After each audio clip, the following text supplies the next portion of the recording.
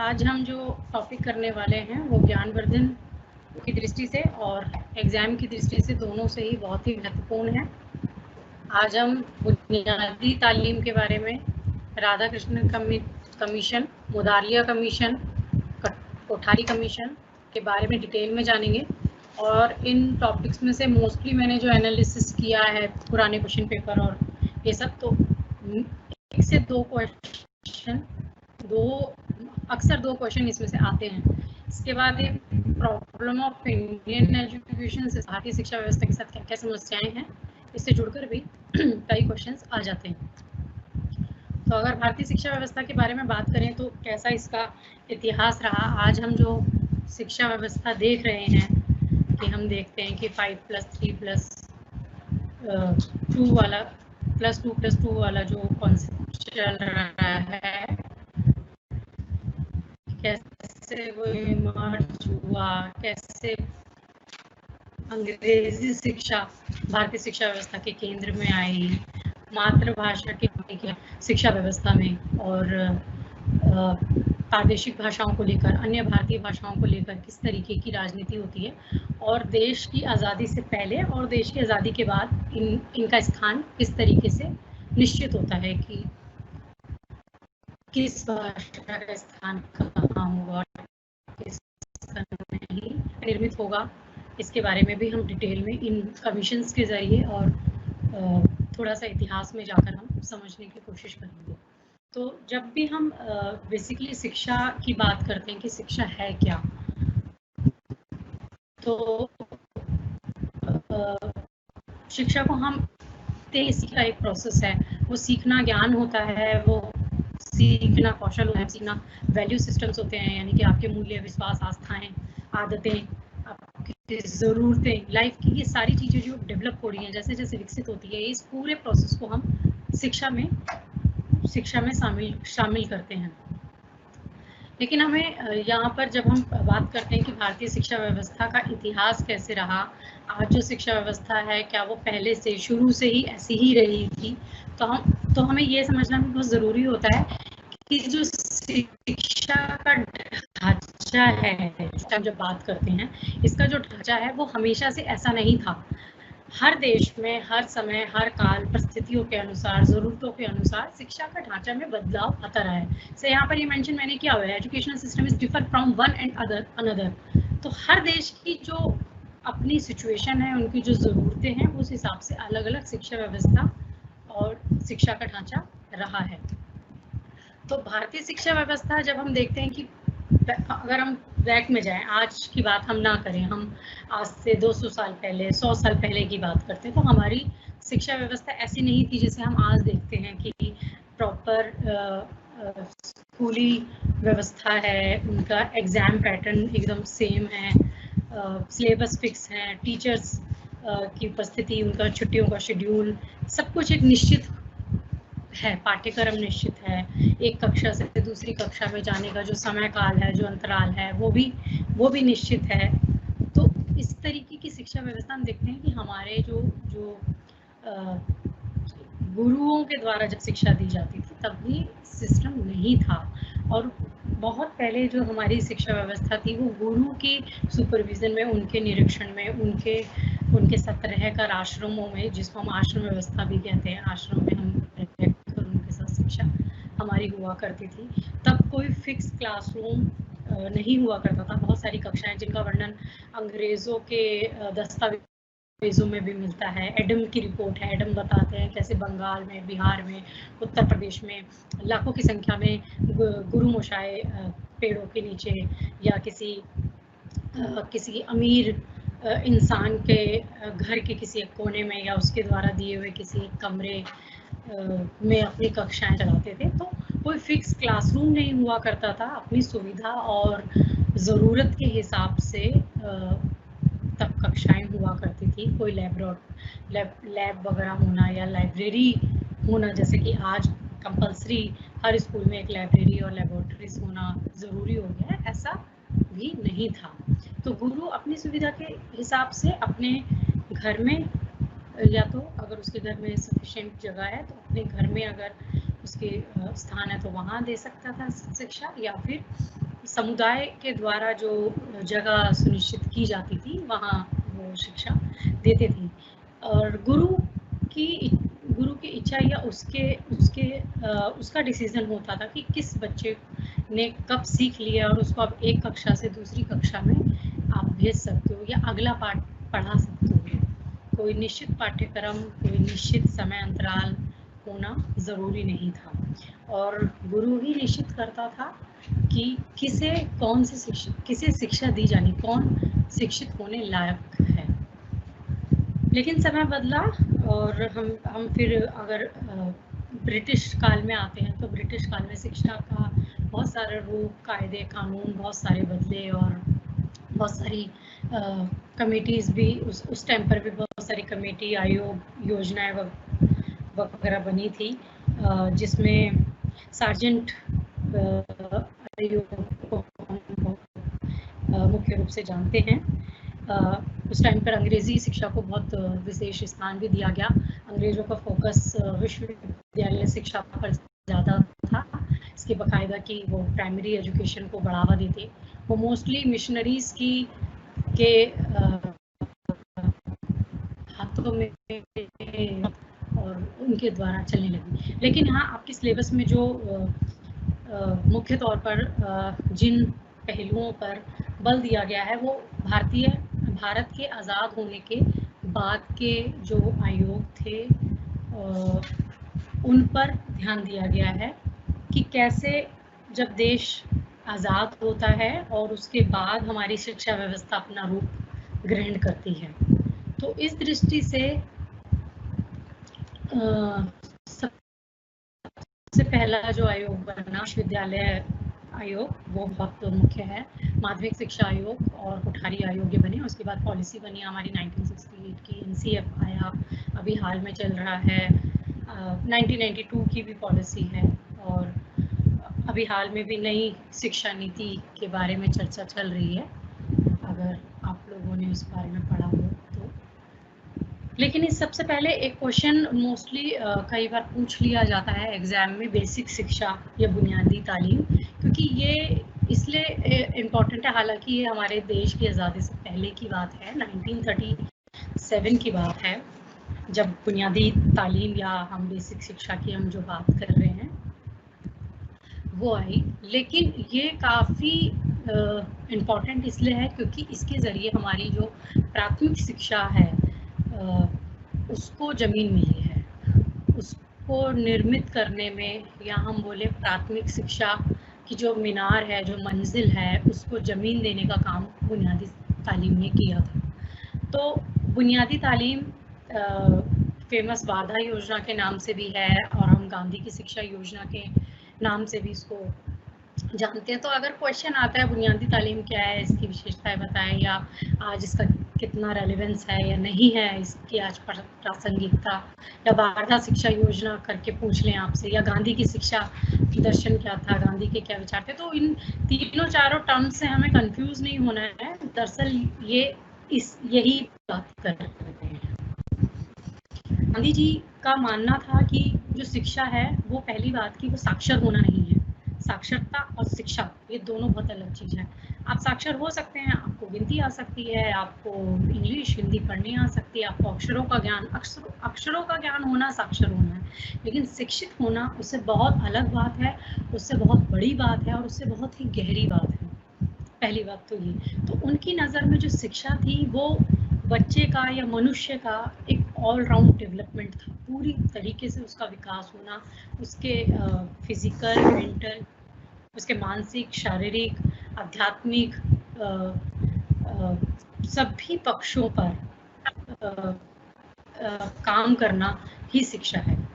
तो इसीलिए वो बोलते थे कि असली शिक्षा वही है जो मनुष्य के शरीर, दिमाग और आत्मा, इन तीनों को प्रभावित कर सके और इन तीनों का निर्माण कर सके, उनकी बुराइयों को दूर कर सके और उसमें सहिष्णुता, उसमें अहिंसा का भाव, उसमें सत्य का भाव निर्मित कर सके। तो मनुष्य के शरीर का विकास, उसके दिमाग का विकास और उसका आध्यात्मिक विकास करना ही शिक्षा थी। सबसे पहले गांधी जी की ये बुनियादी उनका उद्देश्य था बुनियादी तालीम का। अगर हम इसकी इतिहास के बारे में जाएं कि बुनियादी तालीम का कॉन्सेप्ट कहाँ से आया, क्या हुआ, तो 22 और 23 अक्टूबर 1937 में वार्धा में एक बहुत बड़ा सम्मेलन होता है, अखिल भारतीय शैक्षिक सम्मेलन, जिसकी अध्यक्षता महात्मा गांधी करते हैं। और इसमें महात्मा गांधी एक बहुत ही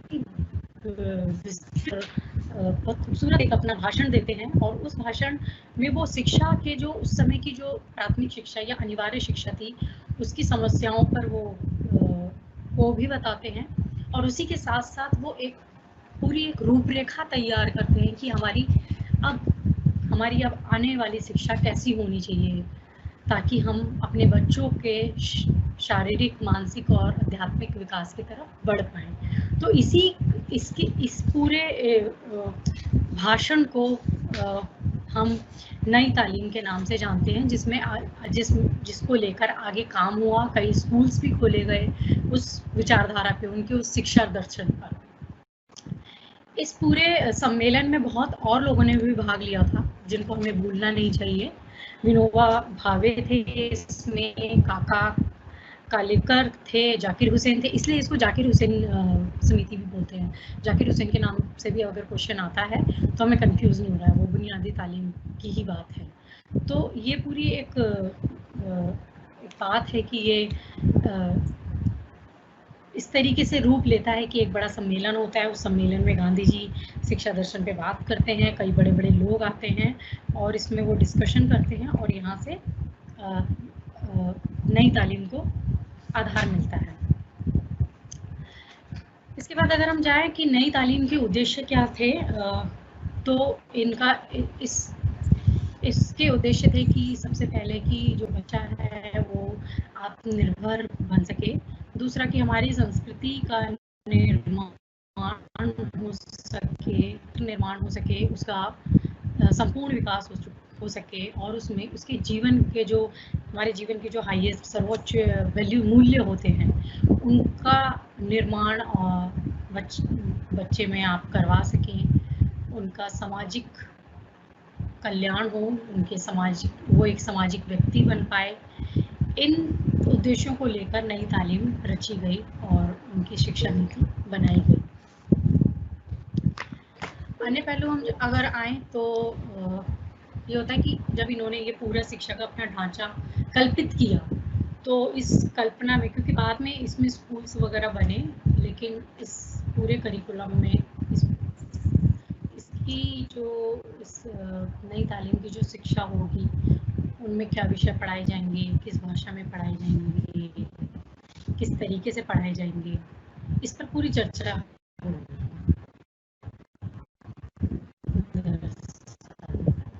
करिकुलम कैसा हो। जब इस पर बात हुई तो कुछ बिंदु हैं जो बहुत महत्वपूर्ण हैं। सबसे पहले कि वो कहते थे कि अभी तक की जो शिक्षा है वो सृजन नहीं कर रही है, कुछ और प्रोडक्टिव कर रही है, प्रोडक्टिव इंसान नहीं बना रही है, उत्पादनशील मनुष्य नहीं बना रही है। तो हमारी वो क्या करते हैं कि उनका जो सिखाने का तरीका है वो या कोई भी भाषा इंग्लिश केंद्रित है, भाषा को आधार बना लेते हैं और उसके जरिए बच्चों को कुछ अक्षर ज्ञान दे देते हैं और उसको हम शिक्षा बोल देते हैं। लेकिन उनका मानना था कि हमें ये जो शिक्षा देनी है वो क्राफ्ट बेस्ड होनी चाहिए, हस्तकला मुख्य आधार होनी चाहिए हमारी शिक्षा की। बच्चे को सबसे पहले आप कोई ना कोई एक स्किल सिखा दें, कोई ना कोई उसमें एक हस्तकला निर्मित कर दें, उसमें उसको परफेक्ट निपुण बना दें, उसके बाद आप उसको साक्षर करें। ये नहीं कि आपने सिर्फ साक्षर किया और आप उस बच्चे को शिक्षित कहने लग गए। शिक्षित वो नहीं है, वो साक्षर है। तो प्रोडक्टिव क्राफ्ट होना चाहिए हमारी शिक्षा का माध्यम। हमें कुछ भी सिखाना है, हमें उन्हें गणित सिखानी है, हमें उन्हें हिंदी सिखानी है, हमें उन्हें सामाजिक विज्ञान सिखाने हैं, सामाजिक मूल्य थ्रू क्राफ्ट सिखाइए। दूसरा कि इन्होंने अपने उस पूरे करिकुलम में कुछ और विषयों को भी महत्वपूर्ण स्थान दिया, जिसमें गणित है, जिसमें सामाजिक विज्ञान के विषय को इन्होंने दिया, सामाजिक अध्ययन कहा उसे, और जनरल सामान्य विज्ञान को उन्होंने बोला कि दी जानी चाहिए। इसमें ड्राइंग और म्यूजिक और पीटी, जिसको हम शारीरिक ट्रेनिंग बोलेंगे वो भी इम्पॉर्टेंट थे। दूसरी बात कि जब ये समस्याएं गिनवा रहे थे कि अभी तक की जो तत्कालीन शिक्षा व्यवस्था है वो क्यों खराब है, उसमें इन्होंने मुख्य जोर दिया था कि शिक्षा जो है वो अंग्रेजी में दी जा रही है, बच्चों को उसकी भाषा से दूर करती है, उसका जो लगाव है अपने समाज, अपने गांव, अपने परिवार, अपने देश के साथ, उससे भी उसको काटती है। तो इसीलिए इस बात पे मुख्य जोर दिया गया कि जो शिक्षा का माध्यम होना चाहिए वो मदर टंग होनी चाहिए, मातृभाषा होनी चाहिए। जैसे मैं आपको एग्जांपल दूं कि बच्चे को, एक बच्चा है जो कोई आदिवासी समुदाय का है या किसी ऐसी जगह का है जहाँ पर इंग्लिश उसकी सेकंड या थर्ड लैंग्वेज है, या उसकी अपने सामान्य समुदाय में बोली जाने वाली भाषा नहीं है। अगर उस भाषा में हम बच्चे को कुछ भी सिखाते हैं तो चांसेस है कि बच्चा उसमें पहली बात तो रुचि नहीं लेगा, दूसरी बात उसके लिए स्कूल में सिखाया जाने वाला ज्ञान और अपने समुदाय के ज्ञान में बड़ा ही अंतर हो जाएगा। तीसरी बात कि वो झिझकेगा, कोई भी चीज़ अगर उसे समझ नहीं आ रही, क्योंकि जिस भाषा में वो निपुण है वो स्कूल की भाषा नहीं है,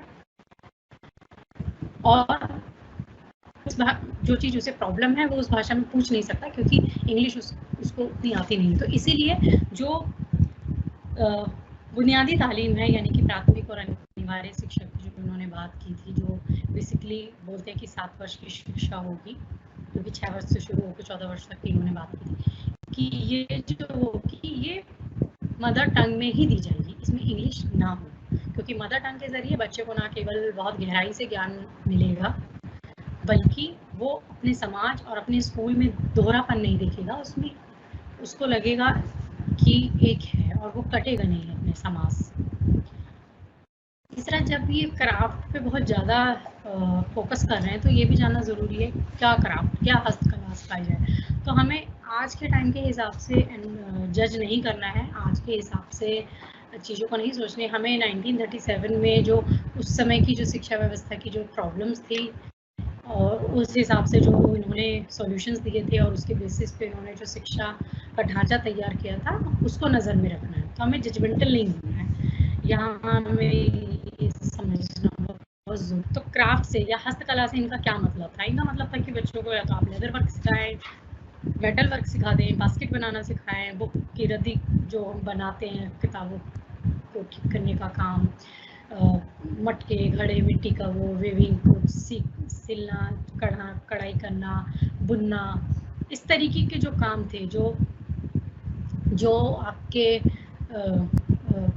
कौशल पर निर्भर करते हैं, आपकी हस्तकला पर निर्भर करते हैं, तो वो सिखाया जाना बहुत ज़रूरी है। क्योंकि गांधी जी का ये कॉन्सेप्ट था कि हर मनुष्य आत्मनिर्भर बने और शिक्षा के जरिए आत्मनिर्भरता उसमें आ जाए, चाहे वो शिक्षा 7 साल की हो, 14 साल की हो, 20 साल की हो, कितनी भी लंबी शिक्षा व्यवस्था हो, इससे फर्क नहीं पड़ता। वो शिक्षा व्यवस्था आपको आत्मनिर्भर बनने में अगर मदद कर रही है तभी वो शिक्षा साकार रूप से सफल है, अदरवाइज वो आपको सिर्फ साक्षर कर रही है। तो इसीलिए इनका मानना था कि इन हस्तकलाओं के जरिए हम हर बच्चे को कम से कम इस लायक बना सकते हैं कि वो खुद का पेट पालने में और अपने परिवार को चलाने में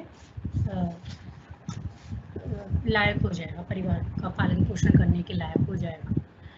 और जब हर इंडिविजुअल आत्मनिर्भर हो जाएगा तो ऑटोमेटिक वो समुदाय से वो गांव और उस गांव से वो देश जो है आत्मनिर्भर हो जाएगा। तो इनका बेसिकली क्राफ्ट पर बहुत जोर देने का कारण वो था।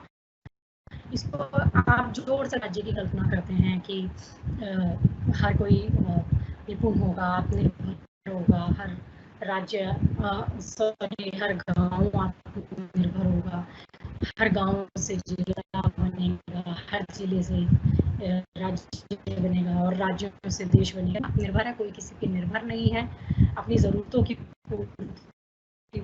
अपने ही स्तर पर कर ले रहे हैं। तो ये पूरी जो उनकी कल्पना थी वो कल्पना ये अपने शिक्षा दर्शन के जरिए साकार रूप में लाना चाहते थे। ये सवाल उठता है कि गांधी जी ये जब पूरी शिक्षा की बात करते हैं कि क्राफ्ट बेस्ड हो, मीडियम उसका मातृभाषा में हो, कुछ अन्य पढ़ाए जाए और मुफ्त और अनिवार्य शिक्षा हो, कम से कम 7 वर्ष की शिक्षा मुफ्त और अनिवार्य होनी चाहिए।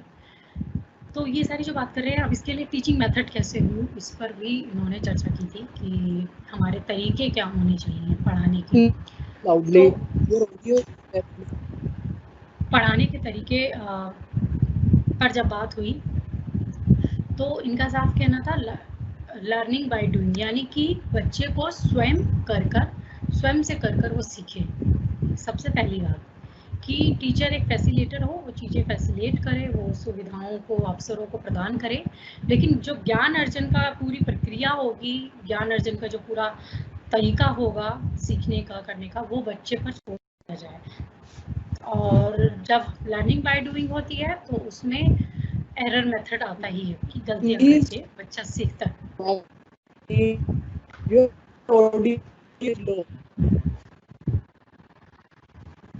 नेटवर्क क्वालिटी एक second.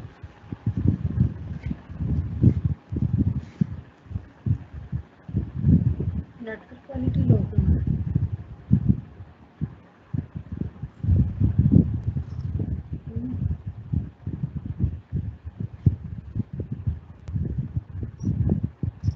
Not clear, they have some background disturbance.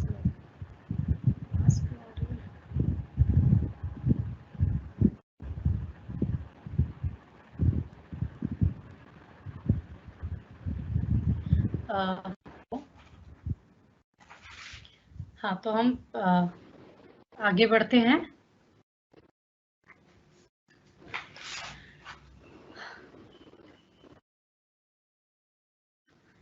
तो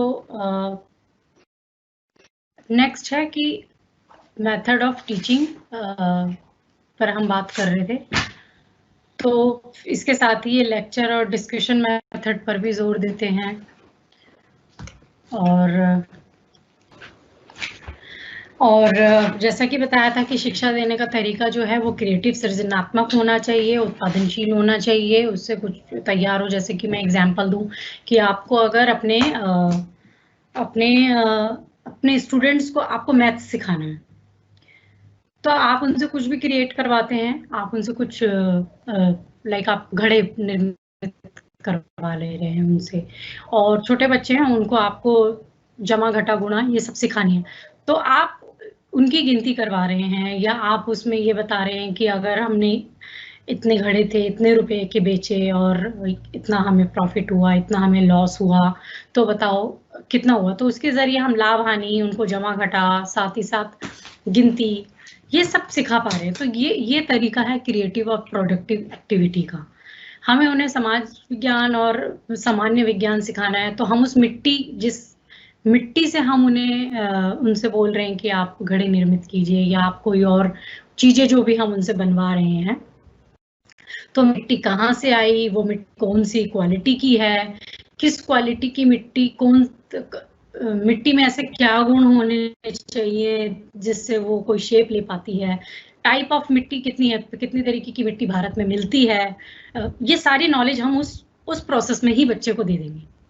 और पूरे देश में कितने तरीके की मिट्टियां हैं, फिर मिट्टी पर ही चर्चा करते करते हम भले उनसे कुछ क्रिएटिव बनवा रहे हैं, लेकिन मिट्टी पे चर्चा करते करते हमने उन्हें बता दिया कि अच्छा गेहूं के लिए किस तरीके की मिट्टी की जरूरत होती है, खेतों में मक्का उगाने के लिए कैसे चाहिए होती है, इस तरीके की बातें हम उस शिक्षा को देते हैं। यानी कि हमारा जो मेथड होना चाहिए, जो हमारा तरीका होना चाहिए, वो ये होना चाहिए। अब इसमें कई बार सवाल पूछते हैं, इसमें मैम समाज विज्ञान कैसे सीखा बच्चे ने, हम क्राफ्ट के जरिए समाज विज्ञान कैसे सिखा सकते हैं। तो इसी में मैं इसी की बात करती हूँ कि इसी में हम बात करते हैं कि इस क्राफ्ट की दरअसल जरूरत क्या पड़ी। तो इसी में ही समाज विज्ञान बच्चा कैसे सीख सकता है कि दरअसल ये व्यवसाय है किन लोगों का, वो इच्छा से हो रहा है या अनिच्छा से हो रहा है, किस समुदाय के लोग किस पर्टिकुलर काम से जुड़े हुए हैं, उनके बीच क्या हम रिस्पेक्ट ऑफ वर्क पैदा कर सकते हैं या नहीं कर सकते। ये सारी बातें हम उस पूरे प्रोसेस के दौरान सीख सकते हैं।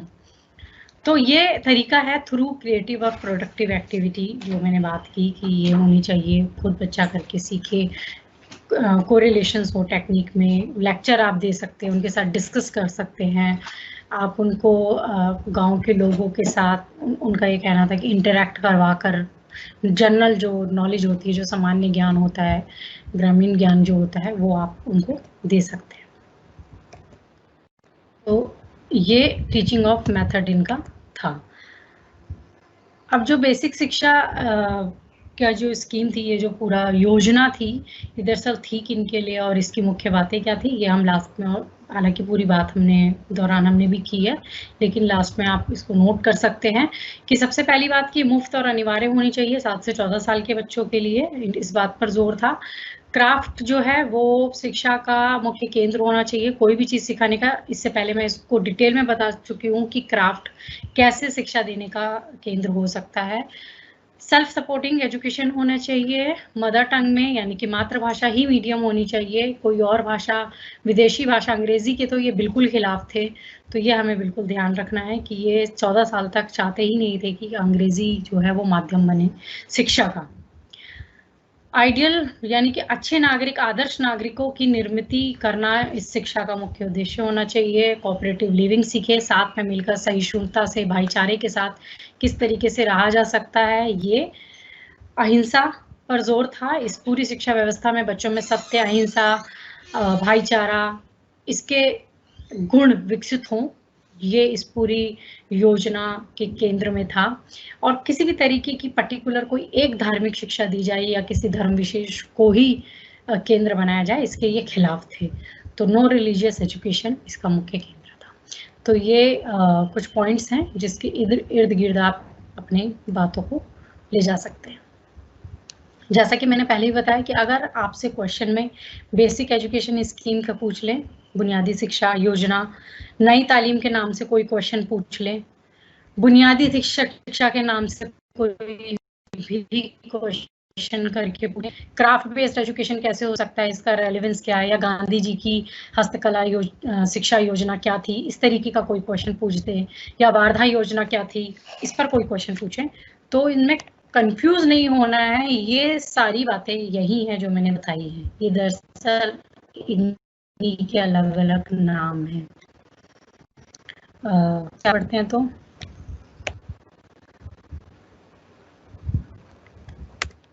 इससे आगे नेक्स्ट जो है, जैसा कि मैंने बताया, जब देश आज़ाद हुआ और सबसे पहली जो कमीशन बनी थी, जो सबसे पहली जो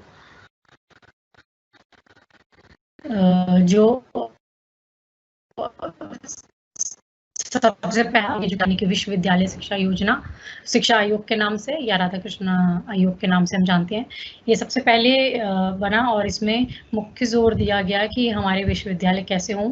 उस समय के जितने भी विश्वविद्यालय थे उनकी समस्याएं दरअसल क्या थी, इसको आधार बनाकर ये आयोग बनाया गया और इसके जो चेयरपर्सन थे वो डॉक्टर राधा कृष्णन जी थे और इसीलिए इसको राधा कृष्ण आयोग के नाम से भी जानते हैं। तो इस क्वेश्चन में भी कभी कंफ्यूज नहीं होना कि विश्वविद्यालय शिक्षा आयोग क्या, हमने तो राधा कृष्ण पढ़ा है, सेम बात है, दो नाम है। तो इनके अलावा इसमें 10 और मेंबर थे जिन्होंने उस देश जब आज़ाद हो रहा था उस समय भी तकरीबन काफ़ी सारे विश्वविद्यालय और कॉलेजेस थे। तो उनमें क्या समस्याएं हैं और हमारे भावी भारत की इस पर पूरी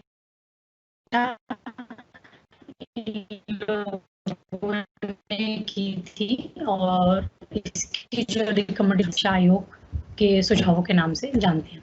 तो इनकी जो मेजर रिकमेंडेशंस थी वो सबसे पहले ये थी कि यूनिवर्सिटी एजुकेशन के लिए 12 साल की स्कूली नहीं।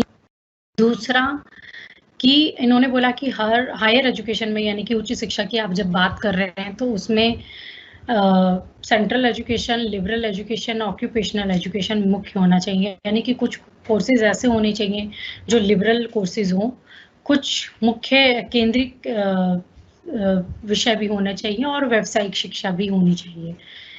तो इन तीनों का जो गठजोड़ है वो हमारी उच्च शिक्षा में होना चाहिए। नेक्स्ट इन्होंने बोला कि ये बहुत ध्यान देने वाली बात है कि इन्होंने बोला एडमिनिस्ट्रेशन जो सर्विसेज हैं उनके लिए हमारे यूनिवर्सिटी डिग्री जो है वो इम्पोर्टेंट नहीं होनी चाहिए, जैसे कि अभी है, तो वो नहीं होनी चाहिए। आप उनका क्या कीजिए कि एग्ज़ाम लीजिए या कोई और तरीके ढूंढ लीजिए, ताकि यूनिवर्सिटी डिग्री उन्हीं के लिए है जो लंबे समय के लिए ज्ञान की प्राप्ति के लिए है, उसमें वो जाएं। अगर नेक्स्ट कि कोई भी कॉलेजेस जो है वो ओवर क्राउडेड नहीं होना चाहिए, इसके लिए उन्होंने बोला कि हर कॉलेज में सिर्फ 1000 बच्चे ही होने चाहिए, इससे ऊपर बच्चे नहीं होने चाहिए, क्योंकि उस समय ये पाया गया था कि कॉलेजेस ओवर क्राउडेड हो रहे हैं, क्लासरूम ओवर क्राउडेड हो रही है, तो उसके सॉल्यूशन के रूप में इन्होंने ये निकाला और इसलिए इन्होंने कई नए कॉलेजेस,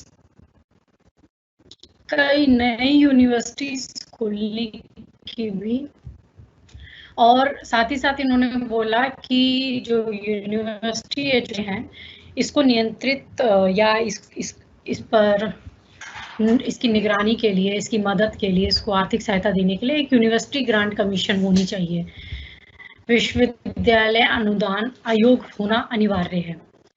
जैसे हम देखते हैं यूजीसी बना है ना, तो उसी की ही ये बात कर रहे थे कि एक विश्वविद्यालय अनुदान आयोग होना चाहिए जिसका काम सिर्फ विश्वविद्यालयों को की निगरानी नहीं बोलेंगे, मतलब कि विश्वविद्यालयों में जो समस्याएं हैं उनको सुलझाने में, उनका पाठ्यक्रम जो हो वो कैसा हो, उनके फंड उनको कहाँ से मिले, पैसों की समस्या उनमें ना हो, उनको शोध के लिए अगर चाहिए और पैसे तो वो अरेंज करवाना, ये सारी जो पहलू थे वो यूनिवर्सिटी ग्रांट कमीशन देखे। इसके लिए हमें ज़रूरी है कि इससे पहले नहीं थी, तो इसलिए इन्होंने रिकमेंडेशन दी कि आप देश में एक यूनिवर्सिटी ग्रांट कमीशन बनाइए ताकि यूनिवर्सिटी एजुकेशन जो है वो स्मूथली काम कर सके।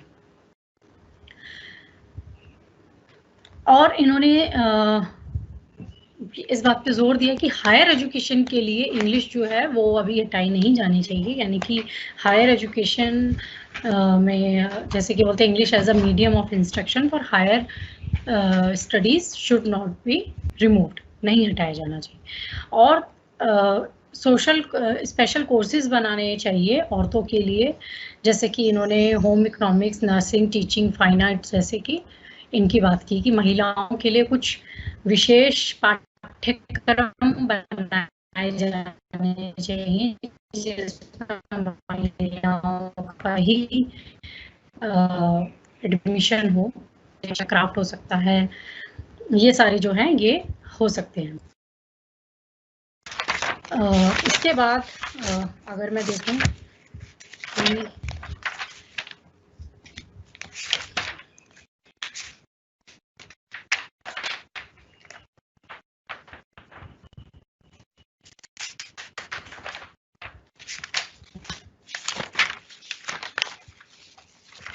इसके बाद आता है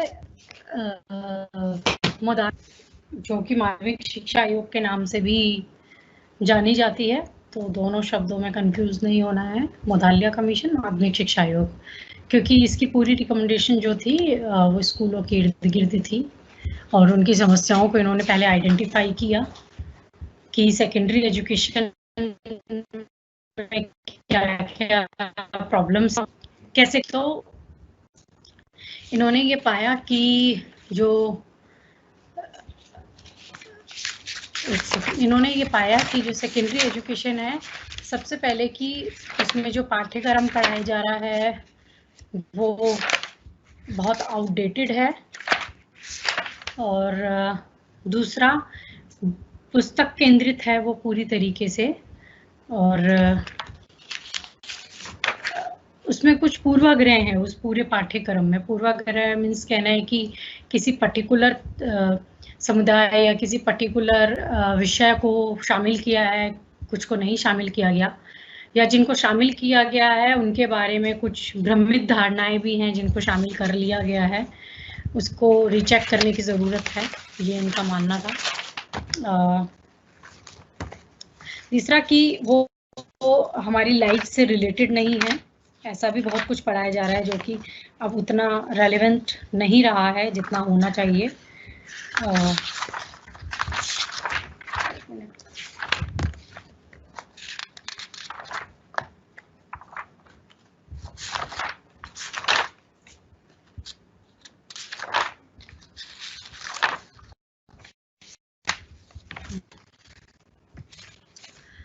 उतना नहीं है जितना लाइफ से रिलेटेड होना चाहिए। और अन्य इन्होंने जो कमियां बताई हमारी सेकेंडरी एजुकेशन की, वो बताई कि ये बच्चों को ऑलराउंड डेवलपमेंट नहीं करता है, उनके व्यक्तित्व का विकास नहीं कर रहा है।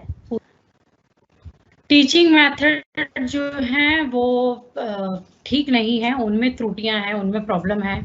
और एग्जामिनेशन यानी कि मूल्यांकन केंद्रित शिक्षा व्यवस्था है, उस पर बहुत ज़्यादा बल है। जो लर्निंग प्रोसेस है उससे ज़्यादा बल मूल्यांकन पे है। और सेकेंडरी एजुकेशन यानी कि माध्यमिक स्तर पर किसी भी तरीके का कोई वोकेशनल एजुकेशन नहीं है, कोई किसी भी तरीके की कोई व्यावसायिक शिक्षा नहीं दी जा रही है जिससे बच्चा किसी कौशल को प्राप्त कर सके। इससे पहले भी बात हो रही है, जो मैंने बात की थी कि हस्तकला या कौशल की बढ़ोतरी हो, तो यहाँ वो एक ये प्रॉब्लम भी कंसीडर कर रहे हैं कि there is no vocational education, यहाँ पर कोई व्यावसायिक शिक्षा नहीं सिखाई जा रही है। और अन्य समस्या में बोलते हैं कि इंग्लिश पर बहुत ज़्यादा जोर है, English he medium of instruction है, इंग्लिश पर ज़्यादा जोर देने की वजह से जो वीक स्टूडेंट हैं वो प्रताड़ित होते हैं या शिक्षा में और पीछे हैं। जो पीछे स्टूडेंट है, जो बच्चे पिछड़ते चले जाते हैं सिर्फ इसीलिए क्योंकि जो मीडियम है वो अंग्रेज़ी है और अंग्रेज़ी उनकी भाषा नहीं है। स्पोर्ट्स या फिजिकल ट्रेनिंग का कोई स्कोप नहीं है, ये इन्होंने समस्याएं गिनवाई। तो इन समस्याओं के आधार पर इन्होंने कुछ सुझाव भी दिए, तो वो हम जानेंगे। लेकिन इनका अब उद्देश्य क्या था अपने इन सारी सिफारिशों का? वो उद्देश्य था कि बच्चे में लोकतांत्रिक नागरिक पैदा कर सकें हम। तो हमें ऐसी स्कूली शिक्षा देनी चाहिए बच्चों को ताकि उनमें लोकतांत्रिक नागरिक के गुण पैदा हों, उनमें लोकतंत्र के प्रति आस्था हो, उनके जीवन में लोकतांत्रिक मूल्य जो होते हैं वो विकसित हो सके ताकि वो एक डेमोक्रेटिक सिटीजन बन सके। नेक्स्ट कि बच्चों में जीवन जीने की कला जो है वो विकसित हो सके, उनकी ऑलराउंड पर्सनैलिटी डेवलप होनी चाहिए, यानी कि उनके व्यक्तित्व के सभी आयामों का विकास होना चाहिए, शारीरिक, मानसिक, आध्यात्मिक, संवेदनात्मक, सभी। नेक्स्ट कि हमें ऐसी शिक्षा देनी चाहिए, हमारी माध्यमिक शिक्षा ऐसी होनी चाहिए जिससे उसमें कोई ना कोई व्यावसायिक क्षमता पैदा हो सके।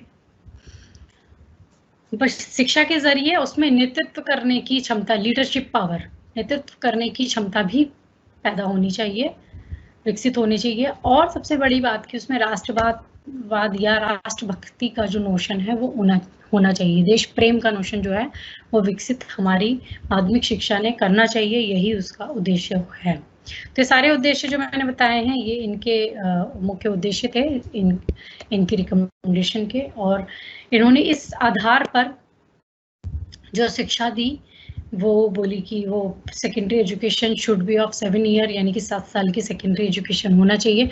तो आप लगा लीजिए कि अगर कक्षा 5 तक को हम उसमें रखते हैं प्राथमिक शिक्षा में, तो कक्षा 6 से लेकर कक्षा 12 तक की 7 साल की शिक्षा की उन्होंने बात की है। तो सेकेंडरी को भी ये लोअर सेकेंडरी और हायर सेकेंडरी में डिवाइड करते हैं और उसके बाद उसका टेक्स्ट बुक्स वगैरह सब बताते हैं, अपनी पूरी फॉर्मेट में वो सारी चीज़ें हैं।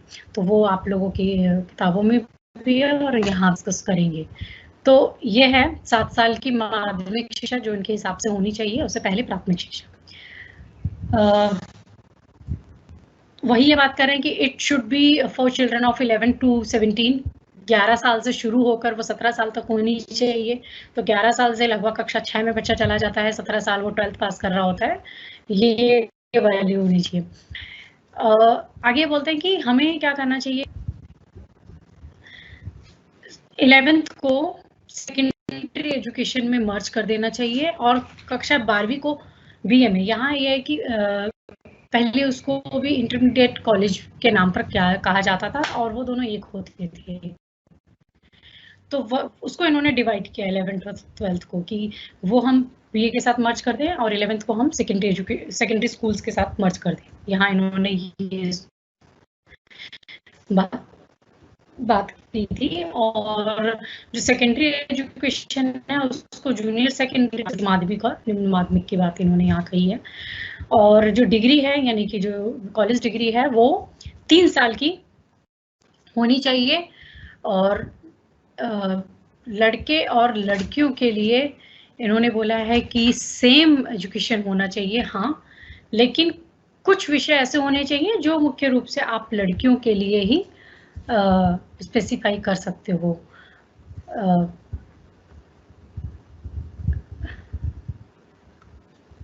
Okay ma'am, please provide in Hindi.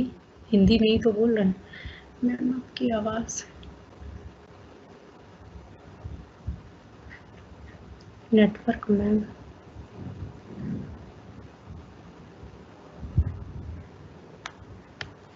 आवाज क्लियर नहीं है। आवाज का हो सकता है थोड़ा नेटवर्क इशू हो वाईफाई में, लेकिन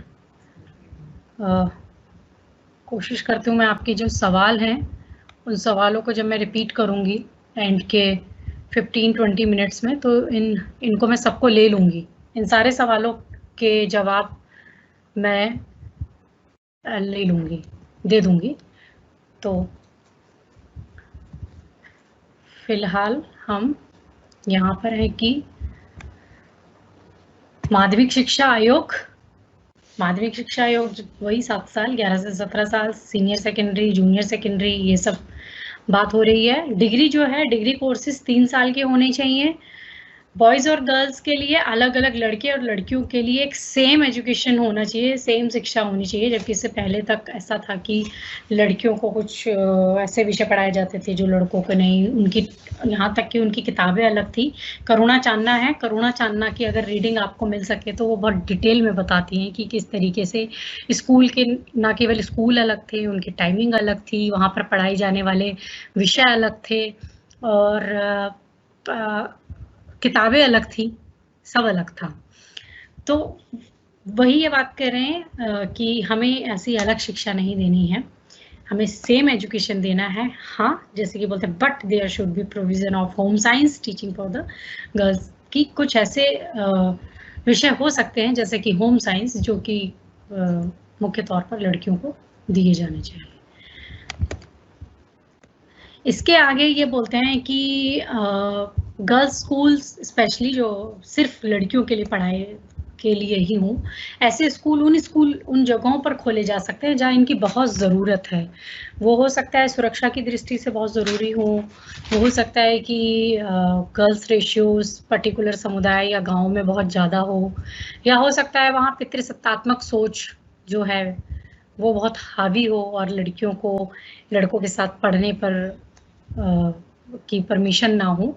बहुत सारे कारण हो सकते हैं जिसकी वजह से बोलते हैं कि हाँ, ऐसे ही जगहों पर सिर्फ लड़कियों के स्कूल खोले जा सकते हैं जहाँ उनकी बहुत ज़रूरत है। अदरवाइज आप क्वाइट पढ़ाइए, लड़के और लड़कियों को साथ में पढ़ाइए, सेम शिक्षा दीजिए, कुछ विषय बस स्कूल में अलग कर दीजिए, जो लड़कियां उन्हें लेना चाहती हैं वो उन्हें ऑप्ट कर लेंगी।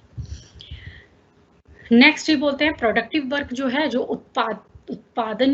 उत्पादनशील या वही जो हम क्रिएटिव और प्रोडक्टिव की बात कर रहे थे कि सृजनात्मक और उत्पादनात्मक जो काम है उनको हमारे स्कूली शिक्षा में बहुत महत्वपूर्ण स्थान दिया जाना चाहिए, ताकि बच्चे कुछ सीखें, कुछ कौशल करें, कुछ उत्पादित करें, ताकि उनमें एक आत्मनिर्भरता का, आत्मसम्मान का भाव पैदा हो सके। नेक्स्ट की इन्होंने बोला कि जो प्रैक्टिकल नॉलेज है, यानी कि जैसे कि आप खुद एक्सपेरिमेंट करते हैं या खुद से कुछ करके सीखते हैं, उसमें और थ्योरेटिकल नॉलेज जो किताबी ज्ञान है, जो सिद्धांतों पर जो आपको ज्ञान मिलता है, जो ज्ञान पहले उत्पादित हो चुका है उसको हम पढ़ते हैं। तो जो किताबी ज्ञान है और वो जो जीवन का ज्ञान है, जो हमारे अपनी प्रैक्टिस से, हमारे अपने शोध करके, हम अपना खुद प्रयोग करके हमने जो सीखा, इन दोनों में गठजोड़ होना चाहिए, दोनों सेपरेट नहीं होने चाहिए। इन दोनों को जोड़कर ही हमें अपनी स्कूली शिक्षा देनी चाहिए। नेक्स्ट ये बोलते हैं अब वही कि करिकुलम क्या क्या सब्जेक्ट्स हों क्या ना हो, इसको बहुत ध्यान से देखना है, क्योंकि अगर ये पूछा जाता है, पूरा सवाल अगर सिर्फ माध्यमिक शिक्षा पे आ जाता है तो आप इसका एक हिस्सा उद्देश्य में बताएंगे, एक हिस्सा आप इसके पूरे ढांचे में बता देंगे, एक हिस्से में आप पाठ्यक्रम बताएंगे दरअसल क्या क्या पढ़ाना चाहिए। तो ये बोलते हैं कि सेकेंडरी एजुकेशन के में जो कोर सब्जेक्ट होंगे, यानी कि जो मुख्य विषय होंगे, वो होंगे हिंदी, सोशल साइंस, मैथ और कोई भी एक क्राफ्ट। ये ध्यान रखने की जरूरत है कि क्राफ्ट को ये बहुत इंपॉर्टेंट जगह दे रहे हैं, कोर सब्जेक्ट में दे रहे हैं। कोर सब्जेक्ट वो होते हैं जो कि हम अनिवार्य रूप से जिन्हें पढ़ते ही हैं। फिर ये बोल रहे हैं कुछ ऑप्शनल सब्जेक्ट भी होंगे, यानी कि विकल्प के तौर पर हमको दिए जाते हैं, जिसमें से हमको एक या दो चयन करते हैं। वो विषय होंगे जब हम जाते हैं हायर लेवल पे, तो हम चूज करते हैं कि हमें आर्ट्स लेना है कि कॉमर्स लेनी है या क्या लेना है। तो वो यहाँ इनकी बात कर रहे हैं कि ऑप्शनल सब्जेक्ट्स जो होंगे वो ह्यूमैनिटीज़ में, साइंस में, टेक्निकल सब्जेक्ट्स में, कॉमर्स में, एग्रीकल्चर में और फाइन आर्ट्स, इन सब में बटे हुए होंगे, जो हमें अपनी पसंद के हिसाब से चयनित करने हैं, उनका चयन करना है। नेक्स्ट इन्होंने medium of instruction should be mother tongue और रीजनल लैंग्वेज, यानी कि जो हमारा तरीका होना चाहिए पढ़ाने का, वो आपकी मदर टंग होनी चाहिए, मातृभाषा, या फिर आपकी क्षेत्रीय भाषा। आप बांग्ला में हैं तो बांग्ला में पढ़ाएंगे, आप तमिल में हैं तो तमिल भाषा में पढ़ाएंगे, आप उड़ीसा में रहते उड़िया में पढ़ा रहे होंगे तो ये वाली क्षेत्रीय भाषा आपकी जो भी है तो उस भाषा में पढ़ाएंगे। अगर आप किसी एक जगह है, सपोज कीजिए आप उत्तराखंड के कुमाऊं एरिया में रहते तो कुमाऊनी में पढ़ाएंगे, गढ़वाल में रह रहे तो गढ़वाली में पढ़ाएंगे। इसी तरीके से बिहार बहुत बड़ा है तो वहाँ के क्षेत्रों की अलग अलग भाषा है, कहीं आप भोजपुरी में पढ़ा रहे हैं, कहीं मैथिली में पढ़ा रहे हैं, तो इस तरीके से, या फिर आपकी मदर टंग होनी चाहिए जो कि आपकी मातृभाषा है। तो माध्यमिक शिक्षा जो कि हम इन्होंने बोला है कि 11 साल से 17 साल तक की होनी चाहिए, उसका जो मीडियम होना चाहिए पढ़ाने का तरीका सभी विषयों को वो ये होना चाहिए। साइंस पढ़ाएं, चाहे मैथ्स पढ़ाएं, चाहे सोशल साइंस पढ़ाएं, चाहे आप टेक्निकल सब्जेक्ट्स पढ़ाएं, उनको हमें मदर टंग में या क्षेत्रीय भाषा में पढ़ाना चाहिए। ये इनका एक सुझाव था। बोलते हैं कि आप मदर टंग और रीजनल क्षेत्रीय भाषा के साथ ही आप नेशनल लैंग्वेज और एक क्या कहते हैं फॉरेन लैंग्वेज को भी हमें पढ़ाना चाहिए। हमारी जो राष्ट्रीय भाषा हो या कोई और एक क्या बोलते हैं फॉरेन भाषा जो कि विदेशी भाषा हो, उसे भी हमें पढ़ाना चाहिए, क्योंकि ताकि भाषा के स्तर पर बच्चे में विविधताएं हों और उसको वो मल्टी लैंग्वेज जान पाए, बहुत सारी भाषाओं को जानने वाला हो। टेक्स्ट बुक्स जो हैं वो बहुत सिलेक्टिव होनी चाहिए, ओवर बर्डन नहीं होना चाहिए बच्चों पर टेक्स्ट बुक्स का कि बहुत ज़्यादा हैं, और टेक्स्ट बुक्स फोकस्ड हैं, सिर्फ उन्हीं को ही आधार बनाकर हम पढ़ा रहे हैं, या बहुत ज़्यादा एक एक विषय की हमने बहुत सारी किताबें बना दी हैं और बच्चे उन्हीं किताबों में उलझ के रह गए। तो टेक्स्ट बुक्स भी क्रिएटिव होनी चाहिए और सिलेक्टिव होनी चाहिए, ताकि उनका जो ओवर बर्डन है, उनका जो अत्यधिक भार है और अत्यधिक बल है जो शिक्षा में है, वो कम से कम किया जा सके। लाइब्रेरीज जो हैं वो अनिवार्य रूप से स्कूलों का एक हिस्सा होनी चाहिए और वो बहुत अट्रैक्टिव, आकर्षित प्लेस होना चाहिए बच्चों का, जहाँ जाना बच्चों को पसंद हो और जहाँ बच्चे जो चाहते हो पढ़ना उसे पढ़ सकें। लाइब्रेरी में तरह तरह की किताबें होनी चाहिए ताकि हर बच्चा अपनी पसंद और नापसंद के हिसाब से उन किताबों को पढ़ सके और पाठ्यक्रम से अलग कुछ नया ज्ञान, कुछ अलग ज्ञान ले सके, जो उसको आनंदित करता हो, जो उसकी इच्छा के अनुरूप हो, जो उसकी पसंद के अनुरूप हो। तो जो लाइब्रेरीज हैं वो ऐसी ही जगह होनी चाहिए जो बच्चों के लिए बड़ा मनपसंदा सी जगह है। जैसे घर का कोई एक ना एक कोना ऐसा होता है जो बच्चों को बड़ा पसंद होता है, तो हमारे पूरे स्कूल में भी लाइब्रेरी हमारा वही कोना होनी चाहिए जो हर बच्चे के लिए बड़ी अट्रैक्टिव जगह है, जहाँ बच्चे जाना पसंद करते हैं। नेक्स्ट रिकमेंडेशन थी कि स्कूल में हाउस सिस्टम, जैसे हम देखते हैं ना ग्रीन हाउस, रेड हाउस या साबरमती हाउस, हमारे स्कूल्स में जो हाउस बने होते हैं सैटरडे टू सैटरडे, या कई स्कूलों में फ्राइडे हाउस मीटिंग्स होती हैं, हाउस एक्टिविटीज होती हैं। तो वो हाउस सिस्टम की इन्होंने बात की है कि हाउस सिस्टम, मॉनिटर सिस्टम और स्टूडेंट काउंसलिंग भी होनी चाहिए।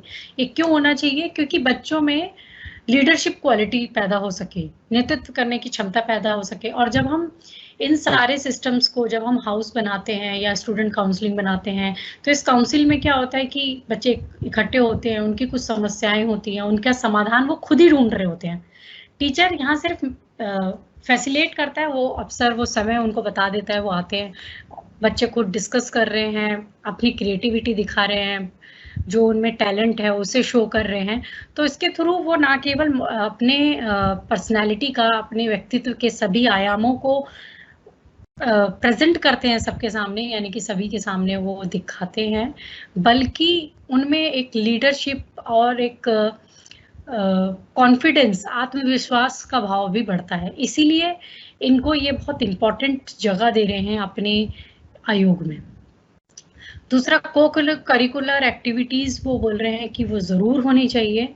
एनसीसी, स्काउट्स, कैंप्स, ये सब भी माध्यमिक शिक्षा के स्तर पर कक्षा 11 साल से 17 साल की जो उन्होंने पूरी माध्यमिक शिक्षा की बात कही है, उनमें ये एनसीसी, स्काउट्स, कैंप्स, को curricular activity, house system, student council, ये सब अनिवार्य रूप से होने चाहिए।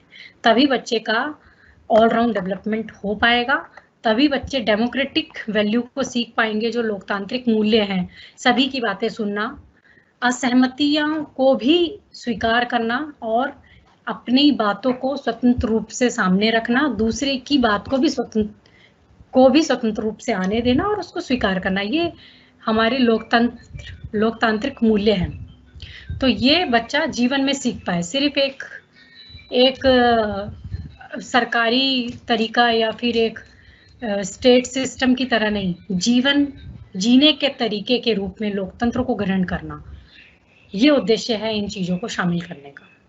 इनके जरिए हम वो चीजें सीखते हैं।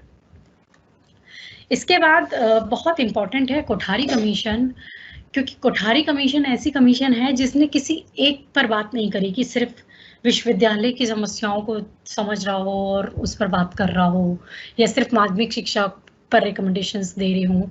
कोठारी कमीशन ने ओवरऑल शिक्षा व्यवस्था का अध्ययन किया और इसके बाद इनकी पॉलिसी भी आई, 1968 की एजुकेशन पॉलिसी भी बनी, इनकी रिकमेंडेशन को काफी आधार बनाया गया। तो इसलिए ये बहुत इम्पोर्टेंट है।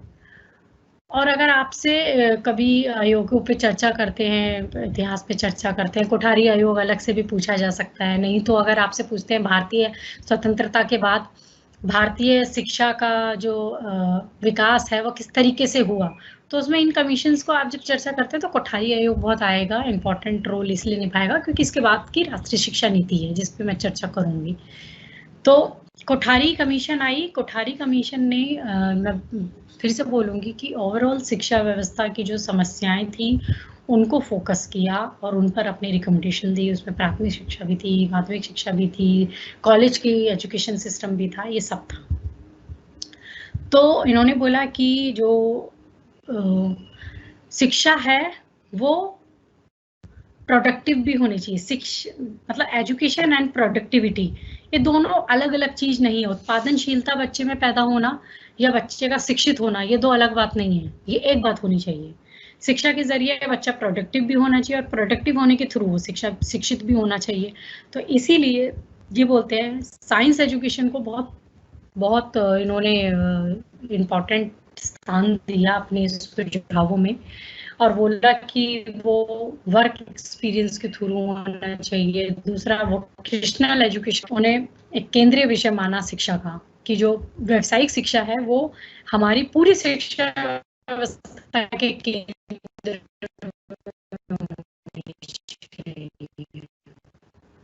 से पहले भी व्यावसायिक शिक्षा किया जा रहा है ताकि बच्चे में कौशल का निर्माण हो सके, कोई ना कोई स्किल सीख सके, ताकि ये पूरी बात यहाँ हो रही। दूसरा ये बोलते हैं कि सोशल एंड नेशनल इंटीग्रेशन, बच्चे में ना केवल सामाजिक मूल्य, सामाजिक नियमों और विश्वासों का विकास हो, बल्कि नेशनल इंटीग्रेशन यानी कि जो राष्ट्रीय एकता, राष्ट्रीय प्रेम, देश प्रेम का भाव है वो भी पैदा हो सके। यानी कि वो अपने समाज का भी एक सामाजिक व्यक्ति बने और देश के लिए वो एक आदर्श नागरिक बने। दोनों चीजें होनी चाहिए। एजुकेशन एंड मॉडर्निटी को इन्होंने मॉडर्नाइजेशन को इन्होंने केंद्र माना कि जो आधुनिकतावाद है या आधुनिक वे ऑफ पैटर्न सोचने, समझने, रहने, जीवन जीने का है, वो हमारी शिक्षा में शामिल होना चाहिए और हमारे बच्चे नए-नए तरीकों, नई-नई तकनीकों, नए-नए आइडियाज़ को जानें और उसके लिए ज़रूरी है कि बाहर जो हो रहा है, हमारे देश के बाहर जो ज्ञान निर्मित हो रहा है, हम उनको भी शामिल करें। वो विज्ञान के क्षेत्र में हो सकता है, वो आपके चिकित्सा के क्षेत्र में हो सकता है, वो भाषा साहित्य के क्षेत्र में हो सकता है, वो समाज विज्ञान के क्षेत्र में हो सकता है ज्ञान। हर क्षेत्र में जो अपने देश का ज्ञान जो उत्पादन हो रहा है उसे भी, साथ ही साथ जो विदेशों में जो अपने देश से बाहर जो ज्ञान का निर्माण हो रहा है उसको भी हमें शामिल करना चाहिए, जिसके थ्रू हम आधुनिक बनेंगे, नए-नए विचारों को, नए तौर तरीकों को, नई तकनीकों को, नए तरीकों को हम सीख पाएंगे। तो यहाँ इनका ये मतलब था कहने का। डेवलपमेंट ऑफ डेमोक्रेसी, वही लोकतांत्रिक मूल्यों का विकास करना शिक्षा का एक और मुख्य उद्देश्य है। ये क्योंकि हमारा देश जो है वो सबसे बड़ा लोकतांत्रिक देश है। यहाँ इतनी विविधताएं हैं, इतनी डाइवर्सिटी है कि अगर ये राष्ट्रीय एकता का भाव या लोकतांत्रिक मूल्य का भाव अगर बच्चे में जन्म प्राथमिक शिक्षा से या हम बोले जन्म से ना आ पाएगा तो ये सिस्टम चलाना बड़ा मुश्किल होगा अगर बच्चे में लोकतांत्रिक मूल्य नहीं आ पाते। तो इसीलिए शिक्षा का जो अन्य मुख्य उद्देश्य है वो है कि शिक्षा के जरिए जो लोकतांत्रिक मूल्य है, जैसे कि मैंने बोला कि असहमतियों को भी स्वीकार करने की क्षमता और अपनी बात को रखने की हिम्मत, ये दोनों कोर चीजें हैं लोकतंत्र की। ये चीजें हमारे स्टूडेंट्स में पैदा होनी चाहिए शिक्षा के थ्रू। सोशल और स्पिरिचुअल वैल्यू, सामाजिक और आध्यात्मिक जो मूल्य हैं वो होने चाहिए पैदा। करिकुलम कैसा हो, यहाँ ये समझिए कि लोअर प्राइमरी लेवल पर इन्होंने बोला कि एक लैंग्वेज होनी चाहिए। एम से यहाँ मतलब है मदर टंग और आर से मतलब है कि रीजनल लैंग्वेज यानी कि क्षेत्रीय भाषा। तो लोअर प्राइमरी लेवल पर यानी कि निम्न प्राथमिक स्तर पर जो इन्होंने बात की या प्राथमिक स्तर पर जो इन्होंने बात की है, लोअर प्राइमरी और हायर प्राइमरी। लोअर प्राइमरी पे बोला है कि एक कोई भी भाषा, या तो हम मदर लैंग्वेज ले सकते हैं या हम क्षेत्रीय भाषा, मातृभाषा या क्षेत्रीय भाषा, दोनों में से कोई एक। दूसरा मैथ, गणित पढ़ाएं, एनवायरमेंट साइंस पढ़ाएं, क्रिएटिव एक्टिविटीज उसमें हमें बहुत रखनी है क्योंकि बचपन ही वह समय होता है जब बच्चे को आप कुछ भी क्वेश्चन से कुछ भी क्रिएटिव आप करवा सकते हो, उसमें एनर्जी लेवल बहुत हाई होता है। तो आप उसको कुछ ना कुछ क्रिएटिव कराएं। पूरी एजुकेशन कुछ क्रिएटिविटी के थ्रू सिखानी चाहिए। हेल्थ एजुकेशन उसको उसके उस पाठ्यक्रम में शामिल होना चाहिए। स्वास्थ्य शिक्षा जिसको बोलेंगे, और work experience, learning by doing, जिसमें वो खुद कार्य अनुभव हिंदी में बोलेंगे इसको, ये होना चाहिए लोअर प्राइमरी पे। हायर प्राइमरी पे दो भाषाओं की बात की इन्होंने, या तो वही कि मातृभाषा या क्षेत्रीय भाषा में से कोई एक, दूसरा हिंदी या इंग्लिश में से कोई एक। तो दो भाषाएं हो जाएंगी। सपोज कीजिए मैंने एक मातृभाषा ले ली, एक हिंदी ले ली। मातृभाषा मेरी कुमाऊनी थी और हिंदी मेरी अपनी भाषा थी, मतलब एक मैंने ले ली सेकंड लैंग्वेज। तो इस तरीके से 2 लैंग्वेज लेनी है। या मैंने एक क्षेत्रीय भाषा बांग्ला, क्योंकि बंगाल में मैं रहती हूँ तो मैंने बांग्ला ले ली, और दूसरी मैंने इंग्लिश ले ली या हिंदी ले ली।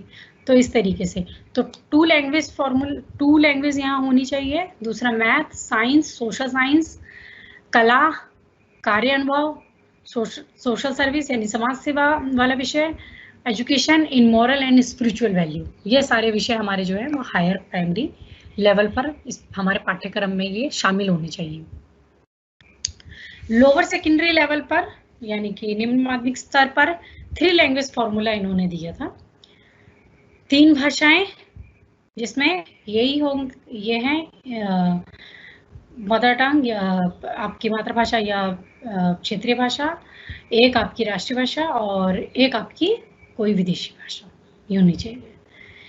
फिर math, science, civics, history, geography, physical education, art, work experience, social service, education in moral and spiritual value, ये अन्य विषय हैं जो आपके होने चाहिए। हायर सेकेंडरी लेवल पर 2 भाषा होनी चाहिए, कोई भी एक मॉडर्न इंडियन लैंग्वेज और एक मॉडर्न फॉरेन लैंग्वेज, या फिर कोई एक क्लासिकल लैंग्वेज, ये आपको एक रखनी पड़ेगी। और इसके साथ कुछ अन्य 3 विषय जो है वो रखने पड़ेंगे, जिसमें फिजिक्स है, केमिस्ट्री है, geography, eco, history, maths, home science, biology, psychology, arts, political science या अन्य, ये आपके होने चाहिए। तो ये आप नोट करना चाहें या फोटो क्लिक करना चाहें वो सब देख लीजिए, क्योंकि अगर कोठारी कमीशन का पाठ्यक्रम क्या है ये आपसे पूछा जाता है तो ये वो डिटेल में आप बता सकते हो कि lower primary, higher primary, lower secondary, higher secondary में क्या होने चाहिए। तो ये आप नोट कर सकते हो। मैं तब तक आपके कुछ क्वेश्चन देख रही हूँ। हाँ, नेक्स्ट।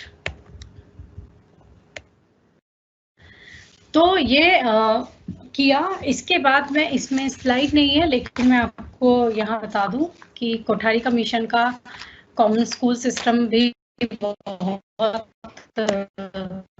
जो उन्होंने रिकमेंडेशन दी थी,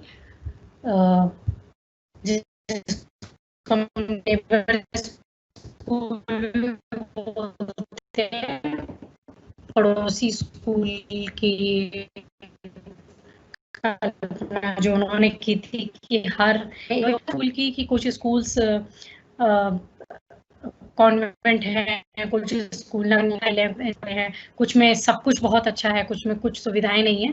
ये सब नहीं होना चाहिए। पूरे देश में एकल शिक्षा व्यवस्था होनी चाहिए, जैसे हर 8 किलोमीटर पे एक स्कूल होना चाहिए। अब उसमें पढ़ने वाले सभी बच्चों को जो भी उस एरिया में रह रहे हैं, चाहे वो उस एरिया में वाले किसी कमिश्नर का बच्चे हों या नेता के बच्चे हों या एक मिडिल क्लास फैमिली का बच्चा हो, वो सब उसी स्कूल में पढ़े और हर स्कूल समान गुणवत्ता वाले हो, यानी कि उनमें जो दी जाने वाली सुविधाएं हैं, जो टीचर्स की क्वालिफिकेशंस है, जो पाठ्यक्रम है, जो पाठ्य पुस्तक है, जो पढ़ाने के तरीके हैं, वो सब एक जैसे होने चाहिए।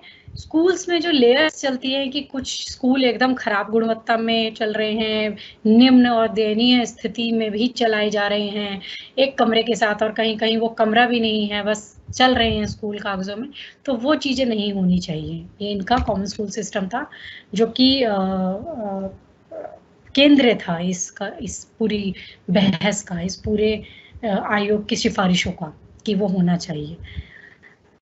तो इसके बाद 1968 में राष्ट्रीय शिक्षा नीति आई थी, जिसमें कोठारी आयोग की जो रिकमेंडेशंस थी, जो इनके जो सुझाव थे, सिफारिशें थी, वो बहुत केंद्र स्थान उनका रहा इस पॉलिसी में। तो इसमें हालांकि शिक्षा का जो निःशुल्क और अनिवार्य शिक्षा जो की जाने की बात बार बार थी, उसको अधिकार तो नहीं बनाया गया था, लेकिन उसको हमने संविधान की धारा 45 में शामिल कर लिया। 15 साल तक की आयु के सभी बालकों के लिए अनिवार्य और निःशुल्क शिक्षा की व्यवस्था की। ये धारा, ये 45 आर्टिकल है। 45 आर्टिकल नीति निर्देशक सिद्धांत के साथ, इसलिए ये अधिकार नहीं बना था, ये नीति निर्देशक सिद्धांतों में शामिल हुआ था कि अगर राज्य के पास हम लाए थे, जिसको हम 3 लैंग्वेज फॉर्मूला भी कहते हैं, कि माध्यमिक स्तर पर 3 भाषाएं अनिवार्य रूप से पढ़ने, जिसमें हिंदी भाषी राज्यों में हिंदी और अंग्रेजी के अलावा किसी एक भारतीय भाषा को पढ़ना जरूरी था। दूसरा, दक्षिणी जो हिंदी भाषी क्षेत्र नहीं है, वहां पर आधुनिक भारतीय भाषा दी जानी जरूरी थी, जिसमें कहा गया था कि दक्षिण भाषा को थोड़ी सी वरीयता यानी कि ये जो साउथ के जो राज्य हैं वहां पर कहा गया कि आप एक क्षेत्रीय भाषा दे और अंग्रेजी के साथ साथ हिंदी को आपको रखना होगा। तो ये था हमारा 3 लैंग्वेज फॉर्मूला और इसमें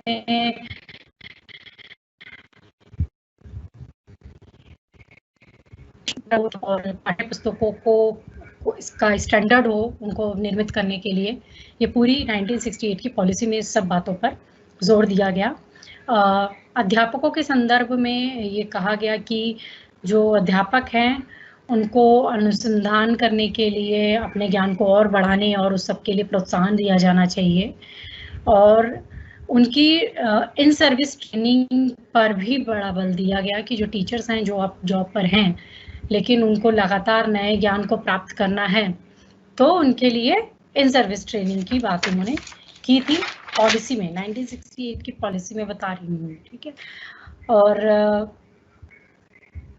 राष्ट्रीय सेवा जैसे मैंने बोला कि स्काउट, एनसीसी, एनएसएस वगैरह इन सबको भी इन्होंने महत्वपूर्ण स्थान दिया अपनी शिक्षा व्यवस्था में। विज्ञान की शिक्षा और अनुसंधान पर बहुत ज़्यादा बल दिया गया 1968 की पॉलिसी में। कृषि और उद्योगों के लिए शिक्षा हो इस पर पूरी बात की गई इस पॉलिसी में। पुस्तकालय अनिवार्य रूप से हो 1968 की पॉलिसी ने ये सुनिश्चित करने की कोशिश की। सिर्फ परीक्षाएं या मूल्यांकन केंद्रित व्यवस्था ना हो जाए, परीक्षा लेने के तरीकों में सुधार किया जाए। मूल्यांकन जो है वो सतत होना चाहिए यानी कि लगातार होना चाहिए, सिर्फ ये नहीं कि हमने एंड में एक पेपर लिया और उससे डिसाइड कर दिया कि बच्चे ने जाना या नहीं जाना। कॉन्टिन्यूअस हमें बच्चों को मूल्यांकित करते रहना है और उसकी उपलब्धि में सुधार लाते रहना है टाइम टू टाइम। तो ये पॉलिसी ने निश्चित किया। विश्वविद्यालय स्तर पर इन्होंने कई नए विश्वविद्यालय खोलने की पॉलिसी ने बात की, उनमें कर्मचारी बढ़ाने, सुविधाएं बढ़ाने की भी बात इन्होंने की। ये सही है कि इन्होंने कॉमन स्कूल सिस्टम को इस पॉलिसी से हटा दिया, कॉमन स्कूल सिस्टम की स्थापना नहीं की। साक्षरता मिशंस को चलाया, साक्षरता और पौध शिक्षा का प्रसार हो, पॉलिसी ने ये बात भी सुनिश्चित करी। खेल कूद के लिए स्कूलों में, विश्वविद्यालयों में इक्विपमेंट्स हों, अवसर हों, वो सारे खेल के लिए जो ज़रूरी चीज़ें, सुविधाएं चाहिए होती हैं वो सारी हों, ये इस पॉलिसी में, इस नीति में सुनिश्चित किया गया। अल्पसंख्यकों के लिए शिक्षा में विशेष उनको अधिकार मिले, सुविधाएं मिले, छात्रवृत्तियां मिलें ताकि वो धन की कमी की वजह से शिक्षा से बाहर ना रह जाएं, लड़कियां शिक्षा से बाहर ना रह जाएं, उच्च शिक्षा से या माध्यमिक शिक्षा से। तो इन सब बातों पर कुछ खास ध्यान दिया गया और शिक्षा के लिए 10+2+3 का जो ढांचा था वो अपनाया गया मोटे तौर पर राष्ट्रीय शिक्षा नीति 1968 में। तो ये मैंने पॉलिसी आप लोगों को बताई। इसके बाद 1986 की भी पॉलिसी बनी, 1986 की भी पॉलिसी बनी है और इस पॉलिसी का जो मेन टाइटल था वो था challenge of education of policy perspective, इस नाम से ये पॉलिसी थी। और इस पॉलिसी में ये क्वेश्चन भी कई बार आता है कि 1986 की पॉलिसी बताइए।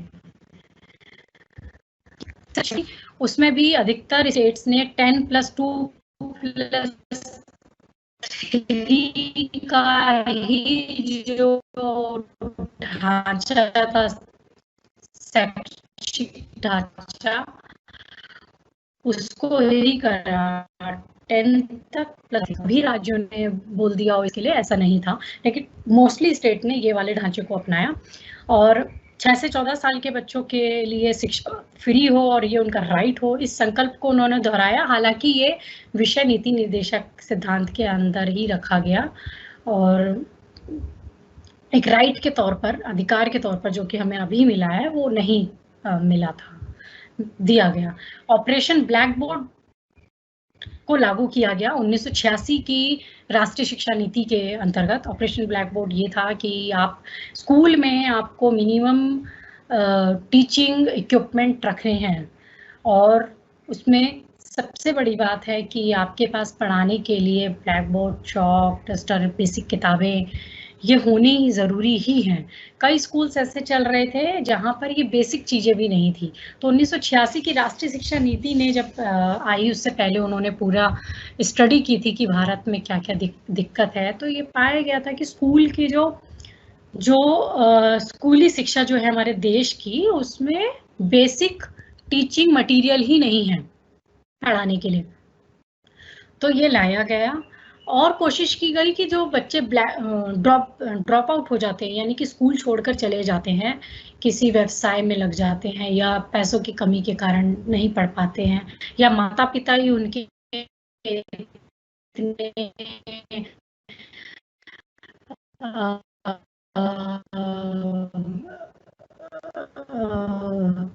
साक्षर नहीं है, इतने अवेयर नहीं है, तो उनके लिए खाने पीने की सुविधाओं के साथ छात्रवृत्ति, माता पिता के काउंसिल के उनके साथ हम बातचीत करें, उनके साथ विमर्श करें और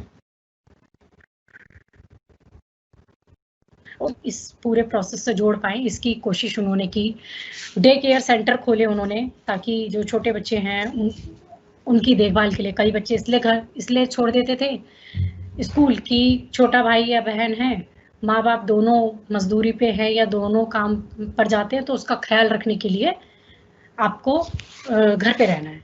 तो इसलिए कोशिश की गई कि डे केयर खोले जाए, ताकि जो पहला बड़ा बच्चा है उस पर दूसरे छोटे बच्चे का बर्डन ना आए और वो अपनी शिक्षा स्वतंत्र रूप से ले पाए। तो डे केयर खोले गए और पूर्व प्राथमिक विद्यालय, जिनको हम आंगनवाड़ी, बालवाड़ी के नाम से जानते हैं, उनको भी ज़्यादा से ज़्यादा संख्या में खोला गया। तो ये सारे प्रयास 1986 की पॉलिसी में हो गई और कोशिश की गई कि ज़्यादा से ज़्यादा बच्चे जो है प्राथमिक शिक्षा एटलीस्ट ले सके, इससे कम नहीं।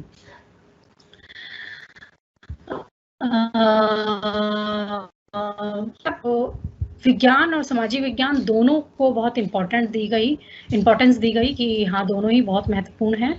इसके अलावा पर्यावरण का ज्ञान, गणित, कंप्यूटर का यहाँ पर जो आधुनिक ज्ञान था, विज्ञान था, उसको बहुत ज़्यादा प्रमुखता दी, क्योंकि ये वो समय था जब जो पश्चिमी ज्ञान था और पश्चिम में कंप्यूटर इजाद हो चुका है और वहाँ उससे बहुत सारे लाभ हो रहे हैं। तो यही वो समय है 1986, लेकिन 90 के दशक में हमारे यहाँ भी ये सब आ गया था। तो इसीलिए कंप्यूटर की नॉलेज को भी हमने अब अपने शिक्षा व्यवस्था में शामिल करा है कि हाँ, ये होनी चाहिए, क्योंकि विदेशों में अब इससे बहुत सारे लाभ मिल रहे हैं, इजाद हो चुका है और इंडिया में भी कंप्यूटर को लाने की बात हो रही है और लाया भी गया था, लेकिन शुरू में स्कूलों में नहीं आया था, बड़े-बड़े डिपार्टमेंट्स और मंत्रालयों में ही आया था। लेकिन फिर भी हमें उन कंप्यूटर्स को चलाने के लिए ऐसी क्षमता वाले बच्चों को तैयार करना था, इसीलिए शिक्षा में इन विषयों को शामिल किया गया, जो कि अभी तक नहीं थे। अभी तक मैं जो विषय पढ़ा रही हूँ, बताए मैंने पाठ्यक्रम में जो विषय थे, उसमें आप देखेंगे कि ये वाले विषय नहीं थे। अब इन्होंने ये कंप्यूटर विज्ञान, कंप्यूटर को स्पेशली, और बाकी तो पर्यावरण ज्ञान, गणित ये थे ही, नैतिक शिक्षा का ज्ञान, सोशल वर्क, खेलकूद, शारीरिक प्रशिक्षण, ये चल रहे हैं जो पहले से चलते आ रहे हैं। कंप्यूटर एक नया इसमें अब जुड़ गया। आर्थिक रूप से या शारीरिक रूप से, सामाजिक रूप से जो पिछड़े हुए बच्चे हैं, लेकिन वो प्रतिभाशाली बच्चे हैं, उनमें टैलेंट है, विद्यालय बोलते हैं। आप लोग इस नवोदय विद्यालय को जानते भी होंगे, सुना भी होगा। तो नवोदय विद्यालय इस पॉलिसी के बाद ही खुले, 1986 के बाद, क्योंकि उसमें बोला गया कि हमें देश भर से टैलेंटेड बच्चों को लाना है, चाहे वो किसी भी समुदाय वर्ग से हो, गरीब वर्ग के हो, चाहे अमीर वर्ग के हो। मुख्य तौर पर ये खोले गए कि वो गरीब ग्रामीण इलाकों के बच्चों के लिए, जो कि धन की कमी के कारण शिक्षा नहीं ले पाते थे। तो नवोदय विद्यालय खोले गए 1986 की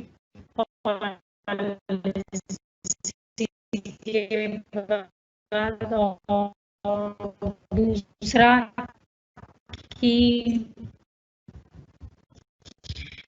इस पॉलिसी में ये भी बताया गया कि 150 विश्वविद्यालय और 500 महाविश्वविद्यालय है,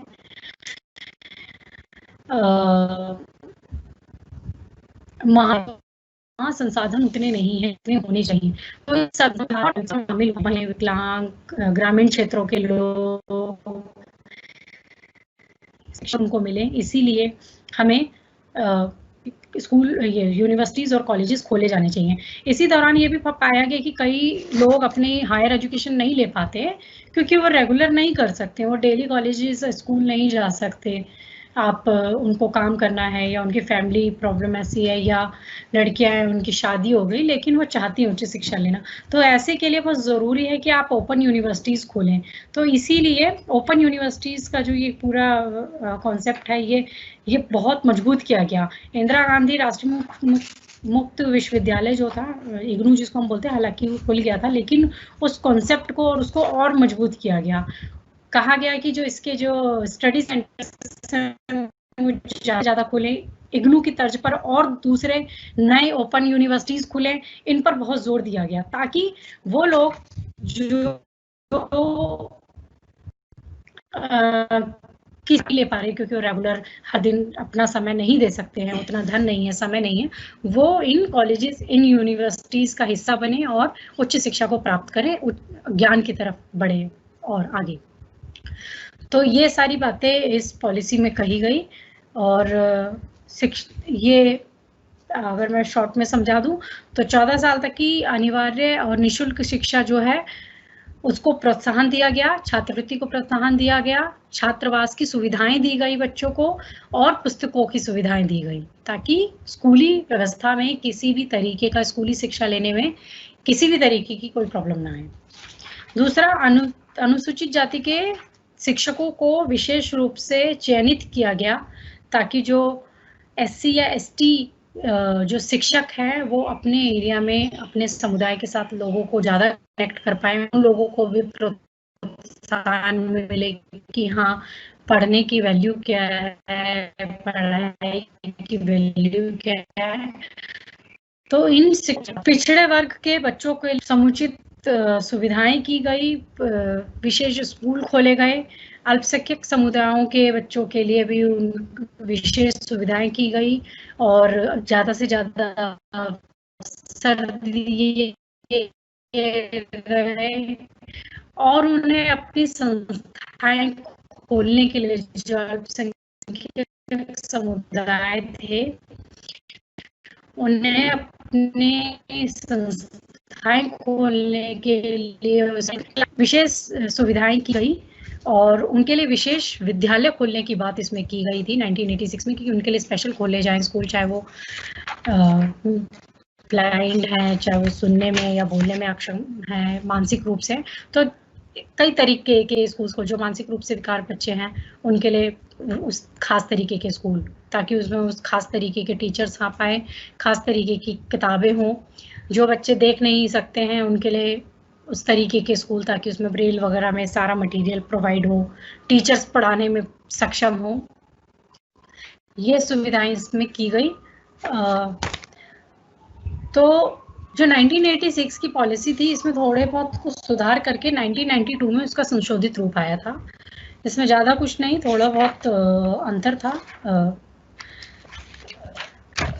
तो 1986 की पॉलिसी अगर पूछते हैं तो आपको ये सारे बातें जो मैंने कही वो जवाब देने हैं, वही सब लिखना है। और अगर पूरा विकास आपसे पूछ लें कि किस तरीके से भारतीय शिक्षा व्यवस्था का डेवलपमेंट हुआ है तो वो आप ये बताएंगे।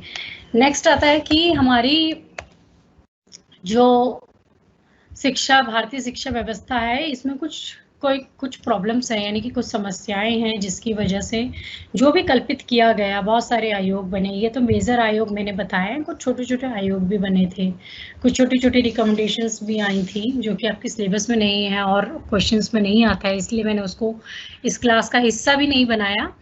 लेकिन इन सारे आयोगों के आने के बावजूद, इतनी सारी सिफारिशों के आने के बावजूद भारतीय शिक्षा व्यवस्था में अभी भी कुछ समस्याएं हैं जो रिजॉल्व नहीं हो पाई हैं, समस्याओं का समाधान नहीं हो पाया उस स्तर पर जिस स्तर पर हो जाना चाहिए, क्योंकि देश को आज़ाद हुए बहुत साल हो चुके हैं।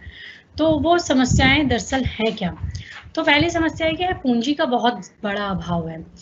जैसे कि कोठारी कमीशन ने भी बोला कि जी आप कम से कम 6% आप खर्च कीजिए, पूरी राष्ट्रीय आय का 6% खर्च होना चाहिए हमारी शिक्षा पर, लेकिन हम देखते हैं कि वो 3% भी नहीं पहुंच पाता है।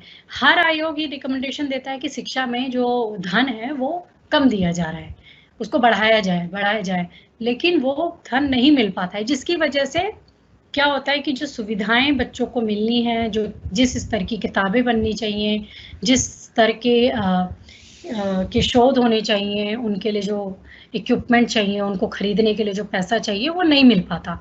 तो स्कूल एजुकेशन के साथ साथ यूनिवर्सिटी एजुकेशन दोनों सर्वाइव करते हैं। दूसरा कि जो हायर एजुकेशन है आज भी बहुत एक्सपेंसिव है, यानी कि कुछ ही गवर्नमेंट स्कूल यूनिवर्सिटीज मिलेंगी, कुछ ही गवर्नमेंट कॉलेजेस मिलेंगे, मोस्टली क्या है प्राइवेट है। तो प्राइवेट होने से क्या है कि उनमें फीस बहुत ज़्यादा है। उस प्राइवेट यूनिवर्सिटी या प्राइवेट कॉलेजेस में कौन पढ़ सकता है? जो उच्च वर्ग का है, यानी कि धनी परिवारों से आ रहे हैं, वो बच्चे पढ़ सकते हैं। तो उसमें जो हमारा हिडन टैलेंट है वो हिडन ही रह जाता है, यानी कि छुपी हुई प्रतिभा छुपी ही रह जाती है। तो हमारा हायर एजुकेशन आज की डेट में भी बहुत एक्सपेंसिव है। जितनी डिमांड है उतना नहीं है, मतलब कि हमें जितने कॉलेजेस और यूनिवर्सिटीज चाहिए हमारे युवाओं की जो जनसंख्या है, जो 17 साल से ऊपर के हैं, उनकी जो जनसंख्या, उनके हिसाब से जितने कॉलेजेस और यूनिवर्सिटीज होनी चाहिए वो नहीं है।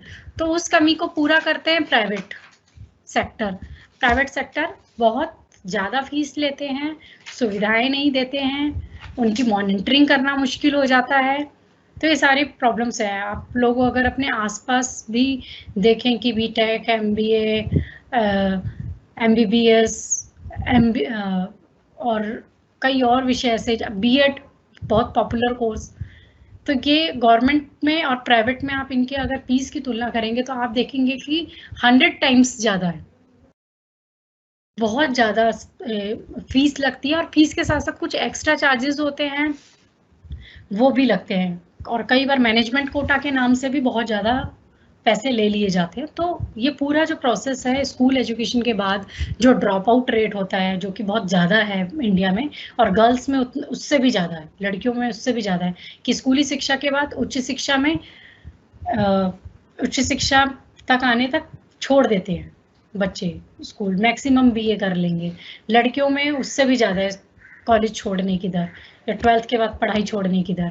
वो इसी वजह से कि परिवार वाले हैं वो सभी बच्चों का पढ़ाई का खर्चा नहीं उठा सकते, क्योंकि प्राइवेट जो है वो बहुत ज़्यादा पैसे लेते हैं। नेगलेक्ट ऑफ इंडियन लैंग्वेज, जो भारतीय भाषाएं हैं वो भी एक बाधा बनती हैं स्कूल के स्तर पर भी और यूनिवर्सिटी एजुकेशन के स्तर पर भी। एक विदेशी भाषा में, अंग्रेजी में अगर आप शिक्षा देते हैं तो बच्चे का जो इच्छा है वो भी स्कूली शिक्षा से काटती है, उसका ज्ञान का जो दायरा है, उससे जो उसका लगाव पैदा होना चाहिए, उससे जो उसका संबंध पैदा होना चाहिए, वो नहीं हो पाता। और हमारी जो शिक्षा व्यवस्था है वो एक ऊपरी या फौरी तौर पर बच्चे को कुछ सिखा जाती है, जो वो रटंत विद्या बोलते हैं, कि वो रूट मेमोराइजेशन वो करके वो एग्जाम में लिखने लायक और वहाँ पास होने लायक तो वो कुछ कर लेता है, लेकिन उससे ज़्यादा वो कुछ करे, उस ज्ञान को आत्मसात करके उसके बेसिस पे वो कुछ कर ले, सीख ले, तो वो नहीं हो पाता है।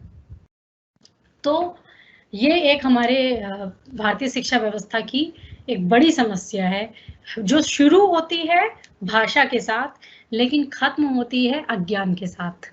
तो ये कोरिलेशन है इनका आपस में, कि कैसे एक ऐसी भाषा जो हमारी अपनी नहीं है लेकिन उसमें हमें एक ज्ञान दिया जा रहा है, जबरदस्ती दिया जा रहा है, वो ज्ञान, वो हमारे ज्ञान की पूरे प्रोसेस से, उस ज्ञान की पूरी प्रक्रिया से हमें बाहर कर देता है, या हम उसमें अपना मन नहीं लगा पाते, उसमें रुचि नहीं जगा पाते हैं, और सिर्फ एग्जाम के लायक पढ़ने तक हम उसको पढ़ते हैं, सिर्फ अगली कक्षा में जाने तक पढ़ते हैं, उस ज्ञान को अपने जीवन में उतार नहीं पाते, या किस तरीके से हम अपने जीवन में उतारे ये समझ ही नहीं पाते। दूसरा कि इलिटरेसी बहुत है, मास इलिटरेसी, कि अभी भी जन समुदाय में बहुत ज़्यादा असाक्षरता है और उतनी अवेयरनेस नहीं है कि वो शिक्षा के महत्व को सीख सके और ये वो जान सके कि चाहे लड़की हो चाहे लड़का, चाहे किसी भी जाति वर्ग समुदाय या लिंग का बच्चा हो, सभी के लिए शिक्षा बहुत ज़रूरी है। ये नहीं समझ पाते, उसमें भी उनकी प्रायोरिटी अलग अलग होती है कि इसे शिक्षा देनी और इसे शिक्षा नहीं देनी है। ये भी एक बड़ा कारण है कि जो हमारे ड्रॉप आउट रेट हैं वो देखते हैं हम कि 5th कक्षा 5 तक लड़के लड़कियों का में के ड्रॉप आउट में उतना अंतर नहीं आता है, लेकिन जैसे ही कक्षा 8 में जाते हैं तो लड़कियां जल्द तेजी से स्कूल छोड़ना शुरू कर देती हैं, 10वीं तक और भी ज़्यादा, 12वीं तक और भी ज़्यादा, और हायर एजुकेशन में तो बहुत ज़्यादा। इसी तरीके से जो विकलांग बच्चे होते हैं, विकलांग बच्चों को भी पढ़ाया जाना चाहिए। उनके लिए सरकार ने बहुत सारी सुविधाएं कर रखी है, उनके लिए अलग पाठ्यक्रम, पाठ्य पुस्तकें हैं। इस बात की जानकारी नहीं होती है और कुछ लोग उनको अभी भी शिक्षा से वंचित रखते हैं या ये सोचते हैं कि वो उनके लिए बड़ा असुविधाजनक होगा, तो वो चीज़ें भी हैं। दूसरा कि जो हमारा पुराना एजुकेशन सिस्टम था, चाहे उसमें हमारी पुरानी किताबें हों, चाहे पुराना पढ़ाने का तरीका हो, चाहे पुराना ज्ञान हो, उसमें बदलाव नहीं आया है। आज समय बदल गया है। आज़ादी के वक्त या आज़ादी से पहले जो चीज़ें थी, जो विषय मुख्य इम्पॉर्टेंट थे, आज वो कितने रेलेवेंट हैं, कितने रेलेवेंट नहीं हैं, कितने ज़रूरी हैं, कितने गैर ज़रूरी हैं, इसका प्रॉपर अध्ययन होना और इसके बाद कुछ विषयों को हटाना और कुछ नए विषयों को शामिल करना बहुत ज़रूरी है, जो कि नहीं हो पाया। हालांकि एनसीएफ 2005 के बाद आपके सिलेबस में भी एनसीएफ 2005, मौका लगा तो मैं इसे ज़रूर पढ़ाऊंगी, इस पर भी शॉर्ट क्वेश्चन आ जाता है कई बार। तो एनसीएफ 2005 के बाद स्कूली स्तर पर किताबें बदली, उन किताबों के अंदर का जो मटेरियल था वो भी बदला गया और कोशिश की गई कि वो समतामूलक हों, लोकतांत्रिक हों, लेकिन अभी भी उन किताबों में बहुत सारा ऐसा ज्ञान है, बहुत सारी ऐसी बातें हैं जो शामिल नहीं है, क्योंकि पाठ्यक्रम जब भी लिखा जाता है, किताबें जब भी लिखी जाती है, वो कहीं ना कहीं सिलेक्टिव हो जाती हैं। तो वो सिलेक्शन ऑफ पॉलिटिक्स जो एक है वो चलता है, वो चल रहा है। लेकिन यहाँ मेन कहने का मतलब ये है कि हमारी शिक्षा व्यवस्था की जो समस्याएं हैं वो इसलिए भी नहीं हल हो पाई कि आज भी हम ओल्ड एजुकेशन सिस्टम को अपनाए हुए हैं, वही पुराना ढांचा 10+2+3 वाला, वही पुरानी किताबें, उनका वही प्रिंट, वही विषय, वही तौर तरीके पढ़ाने के, उसमें कुछ नया नहीं है। और जब भी कुछ नया करने की जहमत उठाई जाती है या कुछ प्रयास किए जाते हैं तो उसमें कई तरीके की राजनीति होने लग जाती है, कई तरीके के प्रॉब्लम्स भी निकल कर आती हैं। तो बड़े स्तर पर पुराना जो तरीका था, पुराना जो सिस्टम था, वो नहीं बदला है। कुछ छोटे मोटे प्रयास हुए हैं, ये नहीं बोला जाएगा कि नहीं हुए, जैसे कि हमने देखा कि 1986 में कैसे कंप्यूटर की नॉलेज को हमने मर्ज किया, एनसीएफ 2005 के बाद हमने अपने स्कूल के लेवल की जितनी किताबें थी उनको बदल डाला और वो किताबें ज़्यादा एक्टिविटी बेस्ड किताबें बन गई, कलरफुल किताबें बन गई, उनमें सभी वर्गों के अनुभवों को शामिल किया गया, उसमें नारीवाद भी शामिल किया गया, उसमें ST/SC समुदायों के पहचान को लेकर जो विमर्श है उसको भी शामिल किया गया, पर्यावरण की अवेयरनेस को लेकर जो बातें हैं, जो सावधानियां हैं, उसको शामिल किया गया। तो हमें निराशावादी भी नहीं होना है कि नहीं सब कुछ पुराना है या सब कुछ वैसा है, ऐसा भी नहीं है, कुछ छोटे मोटे बदलाव हैं, लेकिन हाँ लार्ज स्तर पर हर स्टेट ने अपनी किताबें बदली हों। हर जो SCRT होता है, एक तो NCRT और एक है SCRT। जो SCRT है तो उस स्तर तक पूरे बदलाव हुए हों, कक्षा 1 से लेके, या आंगनवाड़ी से बोलूँ मैं, आंगनवाड़ी से लेके PhD तक या हायर एजुकेशन के तक बदलाव कर दिए गए हों, तो ये नहीं हो पाया है। अभी भी यूनिवर्सिटी लेवल पर शोध कराने के वही तरीके हैं, शोध लिखने के वही तरीके हैं, जो विषय दिए जा रहे हैं जिनको हम लिबरल कोर्सेज बोलते हैं वो वही हैं, तो वो चीज़ें नहीं हो पाई। किताबें अभी भी लाइब्रेरीज में उतनी पुराने पब्लिकेशंस वाली हैं, नया पब्लिकेशन जो ईयर है उनका वो नहीं है। तो वो सारी चीज़ें, मेरा कहने का मतलब है कि ओल्ड एजुकेशन सिस्टम है। दूसरा कि बुक्स और एग्जामिनेशन ओरिएंटेड सिस्टम, मतलब कि कि पूरी शिक्षा व्यवस्था, चाहे स्कूली शिक्षा की बात मैं कर रही हूँ, चाहे यूनिवर्सिटी की बात मैं कर रही हूँ, वो किताब केंद्रित है, पुस्तक केंद्रित है। और बच्चे के मन में शुरू से बैठा दिया जाता है कि आप अगर एग्जाम में सफल हैं तो आप सफल हैं, अदरवाइज आप पूरे जीवन में असफल हैं। तो उससे क्या होता है, एक एग्जामिनेशन फोबिया शुरू हो जाता है। यह बच्चा सिर्फ एग्जाम के लायक या उसमें पास होने लायक पड़ता है, उसको लर्निंग प्रोसेस से मतलब नहीं होता है। ये उसके दिमाग में बिठा दिया जाता है पेरेंट्स के ज़रिए भी और टीचर्स के ज़रिए भी। और ये बता दिया जाता है कि जो किताब में लिखा ज्ञान है वही ज्ञान वैध है, वही ज्ञान है, बस उससे पढ़ना है और कुछ नहीं। और किताब में भी जो स्कूल से किताबें मिल रही हैं, हमारे आसपास जितनी साहित्य की किताब होती हैं, जितनी अन्य ज्ञान की जो किताबें होती हैं, बहुत कम ऐसा है कि बच्चे अब उनके लिए समय निकाल पाते हैं या माता पिता उनको खरीद के दे रहे हैं और बोल रहे हैं कि नहीं आप अपने सिलेबस से हट के कुछ नया पढ़ें, सिलेबस से हटकर आप कुछ नया देखें, कुछ नया जानें। ऐसा बहुत कम है।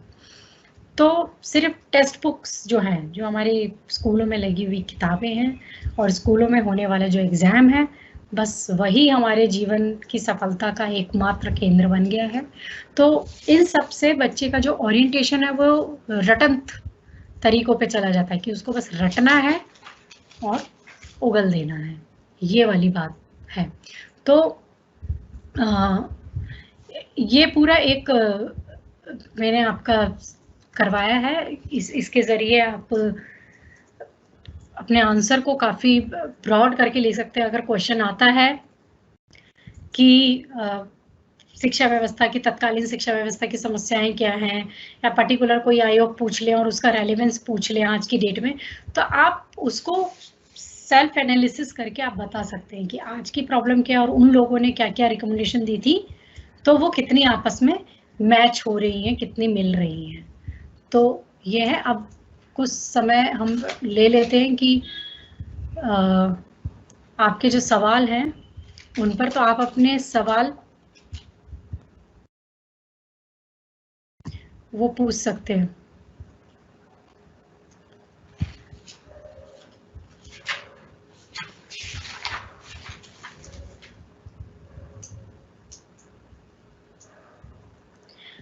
जैसे यहाँ पर ये है कि पीपीटी जो मैंने बनाई वो इंग्लिश में है, तो मैं कोशिश करूँगी कि मैं उसको हिंदी में कर लूँ। अदरवाइज़ वैसे तो मैंने मोस्टली आपको सारी डिटेल जो दी है वो हिंदी में दी है, और जो पॉइंटर्स थे वो भी बहुत ही आसान इंग्लिश में थे, लेकिन मैं कोशिश करूँगी कि मैं हिंदी में दूँ ताकि आप लोगों को समझना और लिखना जो है वो और ज़्यादा आसान हो जाए।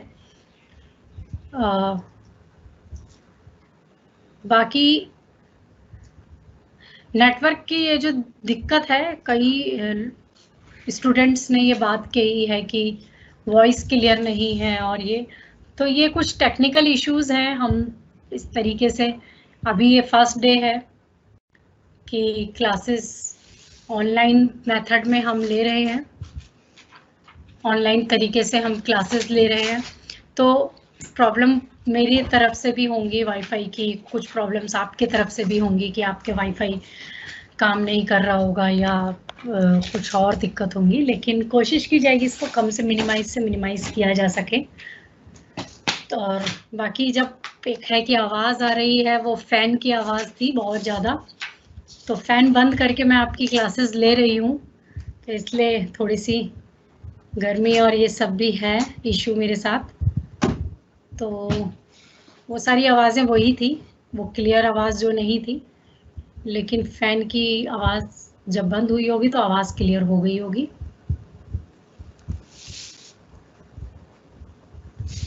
वॉइस कट जो हो रही है वो नेटवर्क इशू की वजह से ही हो रहा है।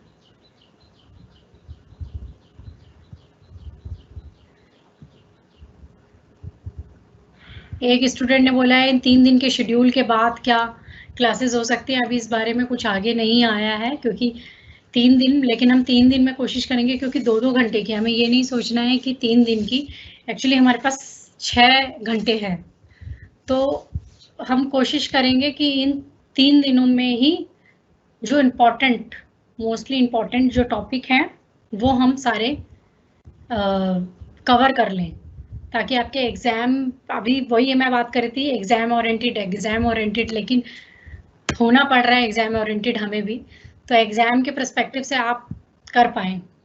3 दिन के बाद क्या होता है इस बारे में मुझे नहीं पता, लेकिन 3 दिन में मैं कोशिश करूंगी कि मैं कर लूँ। 3 लैंग्वेज फॉर्मूला पूछा है मुझसे, तो 3 लैंग्वेज फॉर्मूला मैंने बताया है कि जो हिंदी राज्य हैं उसमें क्षेत्रीय भाषा हिंदी या अंग्रेजी में से, और एक दूसरी अन्य भारतीय भाषा जिसमें कहा गया कि दक्षिण भाषा को वरीयता दी जानी चाहिए। दूसरा कि जो गैर हिंदी प्रदेश हैं, जैसे कि जो साउथ के जो हमारे स्टेट्स हैं, दक्षिणी राज्य हैं, तो वहाँ बोला गया कि आप एक क्षेत्रीय भाषा लें, हिंदी के साथ आप अंग्रेजी लें। तो हिंदी अंग्रेजी के साथ आपको हिंदी लेनी है, ये इसमें कहा गया।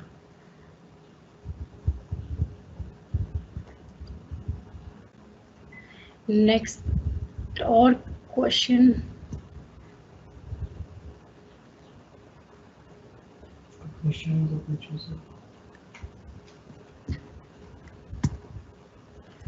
अगर किसी को इन सारे टॉपिक्स में से कुछ समझ नहीं आया है तो अभी क्वेश्चन पूछ सकते हैं, अदरवाइज जो बचा हुआ टाइम है तो उसमें मैं एक टॉपिक और करवा दूंगी जो कि शॉर्ट क्वेश्चन के हिसाब से इम्पॉर्टेंट है। मैम कौन से क्वेश्चन ज़्यादातर कौन से क्वेश्चन ज़्यादातर आते हैं ये तो मैं एग्जैक्ट नहीं बता सकती, लेकिन पूरे सिलेबस में से कमीशंस पे क्वेश्चंस आ जाते हैं, क्योंकि आप देखेंगे यूनिट 1 जो है, यूनिट 1 में की सब यूनिट्स बहुत सारी हैं। इसमें हिस्ट्री ऑफ एजुकेशन के बारे में थोड़ा सा पूछा हुआ है, इसी में ही बेसिक भी पूछा हुआ है, इसी में दो एजुकेशन पॉलिसी भी है, इसी NCF 2005 भी, NCF 2005 जो कि शॉर्ट क्वेश्चन में आ जाता है। ठीक है, तो इस यूनिट 1 में सब यूनिट्स बहुत सारी हैं, तो इसमें से 2 क्वेश्चन बन जाते हैं, एक लॉन्ग एक शॉर्ट या दोनों लॉन्ग। ठीक है, तो इसीलिए ये, और हालांकि ये टॉपिक मैंने अपने स्टूडेंट्स को करवाया भी था, लेकिन यहाँ मुझे पता नहीं था कि कुछ स्टूडेंट्स ने ये पढ़ा भी है या नहीं पढ़ा है, इसलिए मैंने स्टार्ट वहीं से किया, क्योंकि ये इम्पॉर्टेंट है। इस पूरी यूनिट को करके आप 2 क्वेश्चन एटलीस्ट अपने तैयार कर सकते हो, इस यूनिट को तैयार करके, यानी कि यूनिट 1 तैयार करके आप 2 क्वेश्चन कर सकते हो। लेकिन ये बोलूँ कि कौन सा एक क्वेश्चन है जो ज़्यादातर आता है, ये मैं अभी नहीं बोल सकती हूँ, इसके लिए मुझे और स्टडी करनी होगी और देखना होगा पूरे 10 साल 20 साल के क्वेश्चन पेपर्स, तो ये नहीं बोल सकती हूँ। लेकिन आप यूनिट 1 ज़रूर कीजिए तैयार, और उसके बाद यूनिट 2nd 4th 5th भी मैं आपको करवाऊंगी, ये भी है, 2nd वाला भी करवा दूंगी। तो हम सिलेबस कर लेंगे, जैसे जैसे हम अपने टॉपिक करेंगे वैसे वैसे हम उनमें से क्वेश्चंस भी देख लेंगे कि हाँ क्या आता है। जैसे कि यहाँ मैंने बता दिया कि आपसे कोई एक पॉलिसी पूछ सकते हैं, आपसे एक overall development of education system पूछ सकते हैं कि भारतीय शिक्षा व्यवस्था का विकास किस तरीके से हुआ है, इसकी व्याख्या के लिए पूछ सकते हैं। तो इसमें आप थोड़ा सा बता देंगे, थोड़ा सा आप बेसिक शिक्षा के बारे में बताएंगे, या उसको नहीं भी बताते हैं तो आप राधा कृष्णन से शुरू करके आप नई एजुकेशन की, हाल में न्यू एजुकेशन पॉलिसी जो है, नई शिक्षा नीति जो है उस पर चर्चा चल रही है और उसमें पूरे ढांचे को बदलने की बात हो रही है, तो आप वो बता सकते हो, है ना। तो वो पूरा एक, जिसमें आप NCF वगैरह सब ले आओगे, पॉलिसी ले आओगे, थोड़ा सा सबके बारे में बता दोगे। अगर किसी एक पॉलिसी के बारे में पूछते हैं तो फिर आप किसी एक पॉलिसी को डिटेल में बताएंगे और एंड में उसका रेलेवेंस बता देंगे, या उसकी उपयोगिता या उसके मेरिट्स और डिमेरिट्स बता देंगे। जैसे कि बात की जाए कि 1996 जो 1992 में उसका संशोधन हुआ था, उस पॉलिसी की बात की जाए तो उस पॉलिसी के डिमेरिट्स क्या थे। जो 3 लैंग्वेज फॉर्मूला था उसको लेकर बहुत कंट्रोवर्सी हुई, और जो नवोदय विद्यालय थे वो जिस संख्या में खोले जाने चाहिए था वो नहीं खोले। मतलब एक होता है कि नीति बना देना आदर्श की तर्ज पर, और एक उसका इम्प्लीमेंटेशंस हो जाना। ठीक है, तो वो उन दोनों में बड़ा अंतर आया। दूसरा कि जब इन्होंने बोला कि जो विकलांग लोग हैं उनके लिए कुछ स्पेशल स्कूल्स खोले जाएं, तो अभी की जो समावेशी शिक्षा व्यवस्था जो आ गई उसमें उन स्कूल्स को दरकिनार करके सभी बच्चों को एक साथ कॉमन स्कूल्स में ले आए। तो उससे होने वाली जो प्रॉब्लम्स पैदा हुई कि एक टीचर के लिए ब्लाइंड बच्चे को पढ़ाना, एक टीचर के लिए सामान्य बच्चे को पढ़ाना, एक बच्चा जो सुन और बोल नहीं सकता उसको भी पढ़ाने की स्किल होना, ये सब बड़ा मल्टीपल टास्क बड़ी चीज होगी कि टीचर इतना टैलेंटेड हो कि वो सभी तरीके के बच्चों को पढ़ाने की क्षमता रखता हो, ये अपने आप में एक प्रॉब्लम थी, है अभी भी है इनफैक्ट। तो जो इंक्लूसिव एजुकेशन का कॉन्सेप्ट भी है वो इतना प्योर एंड रेलेवेंट नहीं है, ये समझना जरूरी है। तो इस बात को तो आप सेल्फ एनालिसिस करेंगे जब आप पढ़ेंगे तो उसके मेरिट डिमेरिट्स आपके सामने तुरंत निकल कर आ जाएंगे। अब जैसे आपसे बुनियादी शिक्षा पे कई बार पूछ लेते हैं क्वेश्चन, ठीक है, कि वारदा शिक्षा योजना की क्या थी और आज के टाइम पर ये कितनी रेलेवेंट है या नहीं, आज ये अपनी उपयोगिता रखती है या नहीं रखती। तो आपको इसमें बताना पड़ेगा कि वो समय जो था क्राफ्ट और वो सब दोनों चीजें आप बताएंगे, उसका रेलेवेंस आज कितना है, क्या हम उस क्राफ्ट में कुछ नए विषय जोड़ सकते हैं, क्या तकनीकों के माध्यम से जो हम क्राफ्ट कह रहे थे, क्या हम टेक्नोलॉजी, एजुकेशन थ्रू टेक्नोलॉजी हो सकता है या नहीं हो सकता है, उसके लिए हमें क्या इक्विपमेंट्स चाहिए, उसके लिए हमें क्या क्या क्या और शिक्षा व्यवस्था में सुधार चाहिए, क्या ये भी पूछ रहे थे कि क्या गांधी जी सिर्फ आदर्शवादी थे या उन्होंने सिर्फ आदर्शों के तर्ज पर अपनी नई तालीम दे दी, अपनी ये शिक्षा योजना शिक्षा दर्शन बना दिया, या वो प्रयोजनवादी थे यानी कि जो व्यवहार में है उसको बोलते थे।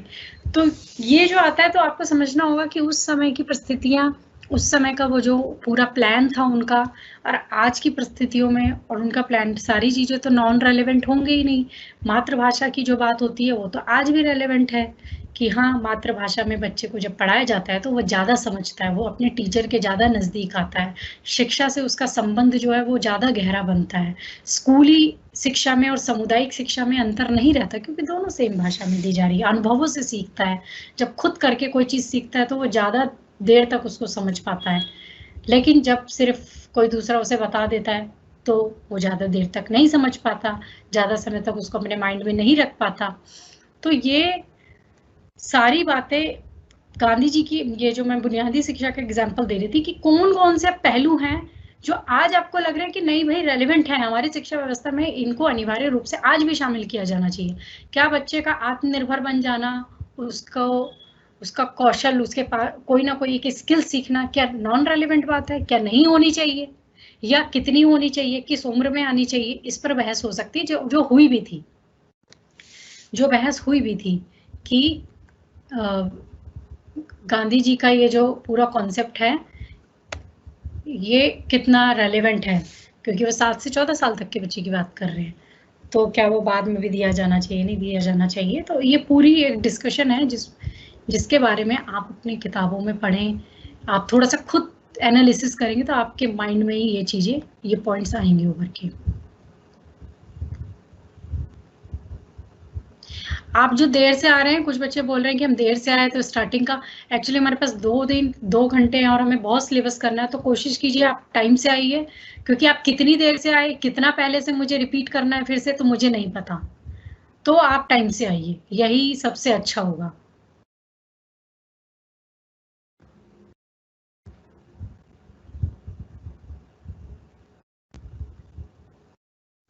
एनसीएफ नेशनल करिकुलम फ्रेमवर्क 2005 राष्ट्रीय पाठ्यचर्या रूपरेखा, ये इसकी फुल फॉर्म है, जिन्होंने पूछा है। राधा कृष्ण आयोग समझ नहीं आया, राधा कृष्ण आयोग बहुत डिटेल में है इसकी, आप स्लाइड जो मैंने शेयर की है मैं उसको एक काम करती हूँ, मैं फिर से आपके साथ शेयर कर देती हूँ, तो जिन्होंने राधा कृष्ण आयोग के बारे में जो मुझसे पूछ रहे हैं तो वो एक बार देख लो, ठीक है। बस मैं ये कर सकती हूँ क्योंकि फिर से राधा कृष्ण आयोग को डिटेल में समझाना तो 2 घंटे से ऊपर हो जाएगा, ऑटोमेटिक सब कुछ बंद। तो मैं आपको राधा कृष्ण आयोग की स्लाइड दिखा दे रही हूँ, आप इसको प्लीज देख लीजिए, ठीक है। इससे ज्यादा तो अभी फिलहाल हो नहीं सकता। ये सब आप देख लीजिए कि 12 साल की प्री यूनिवर्सिटी एजुकेशन बहुत ज़रूरी था, यानी कि यूनिवर्सिटी में आने से पहले आपको 12 साल की स्कूली शिक्षा बहुत ज़रूरी है। इसमें व्यावसायिक शिक्षा, लिबरल उदार कोर्स और केंद्रीय कोर्सेज जो हैं वो बहुत होने चाहिए। एडमिनिस्ट्रेशन सर्विसेज के लिए डिग्री ज़रूरी नहीं होनी चाहिए, डिग्री ज़रूरी नहीं होनी चाहिए, ठीक है। और दूसरा कि हर कॉलेज में 1000 बच्चों से ज़्यादा बच्चे नहीं होने चाहिए, ओवर क्राउडेड कॉलेजेस नहीं होने चाहिए। और जैसे यूजीसी अभी बना है उसी तरीके की इन्होंने बात की थी। यूनिवर्सिटी ग्रांट कमीशन जो है वो होने चाहिए, कोई एक बड़ी कमीशन जो यूनिवर्सिटीज़ का संचालन करे वो होना चाहिए। इंग्लिश को मेथड, इंस्ट्रक्शन ऑफ मेथड होना चाहिए हायर लेवल पर। और दूसरा होम साइंस, नर्सिंग जैसे कोर्स महिलाओं के लिए विशेष तौर पर होने चाहिए। ये इनकी रिकमेंडेशंस थी, ठीक है। तो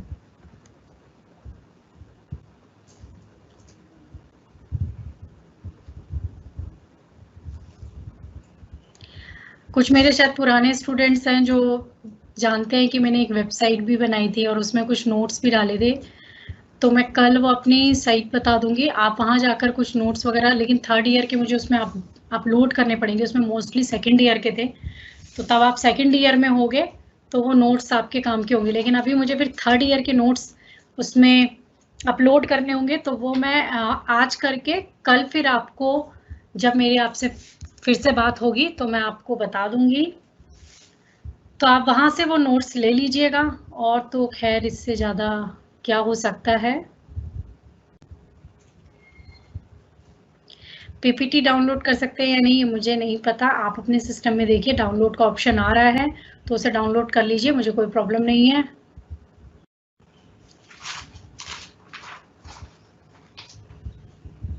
नाइनटीन 1968 की पॉलिसी थी बेटा, योजना नहीं थी। मैंने ये बार बार बोला है कि ये 1964 में जो कोठारी आयोग आया था उसके बाद 1968 की पॉलिसी आई थी। तो राष्ट्रीय शिक्षा नीति में अंतर है, नीति पूरे देश के लिए बनती है कि हमारी शिक्षा व्यवस्था कैसी हो, योजना आयोग जो बनता है, आयोग सिफारिशें देता है कि आप ये कर सकते हैं, ये कर सकते हैं, ये होना चाहिए, ये प्रॉब्लम्स है हमारी शिक्षा व्यवस्था में, ये प्रॉब्लम है, वो सिर्फ बताता है। आयोग है कुछ लोगों, कुछ विद्वानों का, दार्शनिकों का, शिक्षाविदों का समूह है, वो बैठ रहा है और डिस्कशन कर रहा है, अध्ययन कर रहा है कि क्या क्या प्रॉब्लम्स है और उनका सॉल्यूशन क्या होना चाहिए। और जो नीति बनती है उनका आधार लेकर भी बन सकती है या नहीं लेकर भी बन सकती है, खत्म। तो ये 2 बातें हैं, इनको ध्यान रखिए।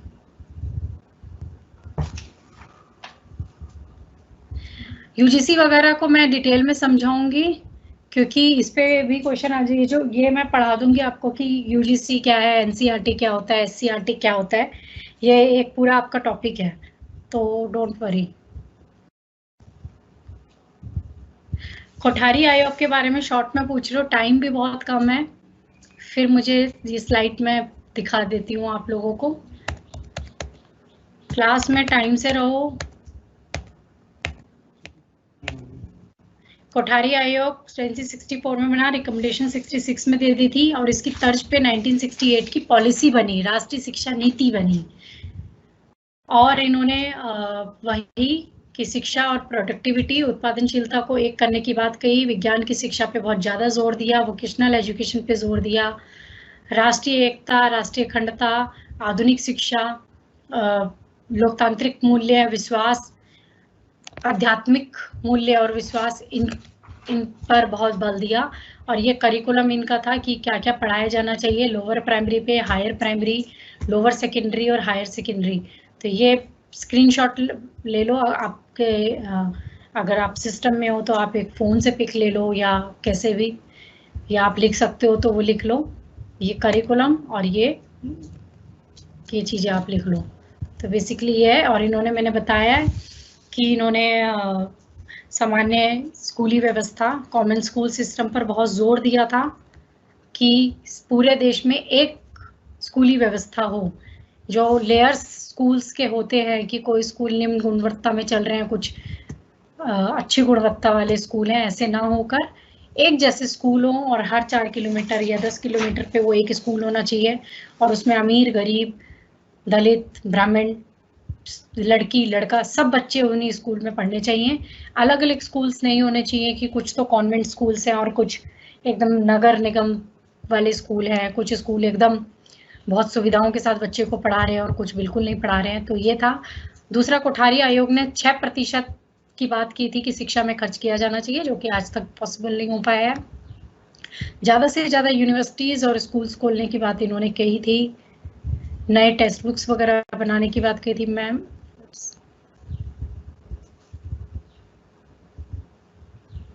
1996 शिक्षा बिना बोझ के, शिक्षा बिना बोझ के भी आपके सिलेबस में है। और यहाँ मैं आपको शॉर्ट में, टाइम खत्म हो रही है, जो शिक्षा बिना बोझ वाला कॉन्सेप्ट जो आया था बच्चे, उसमें इन्होंने बात ये कही थी कि बोझ से इनका मतलब सिर्फ किताबों को हल्का कर देना, बैग को हल्का कर देना नहीं था। बोझ से इनका मतलब था कि जो पाठ्य पुस्तक केंद्रित हमारी शिक्षा व्यवस्था है वो ना हो, एग्जामिनेशन सेंटर जो मूल्यांकन केंद्रित शिक्षा व्यवस्था है वो ना हो, बच्चों में जो एग्जाम को लेके जो डर होता है, जो उसका बर्डन होता है, वो ना हो, और एक्स्ट्रा किताबें और एक्स्ट्रा टेक्स्ट बुक्स जो लगा दी जाती हैं वो ना हो। तो ये इम्पॉर्टेंट है, शॉर्ट क्वेश्चन में ये आ जाता है। तो आपको ये समझना है कि जो बोझ की बात कर रहे हैं वो मल्टीपल बोझ है। उसमें ये बात बोली गई थी कि हाँ, जब आप बैग कर इसका भार इतना ज़्यादा रखते हैं तो बच्चे के शारीरिक विकास में बाधा पहुंचाता है।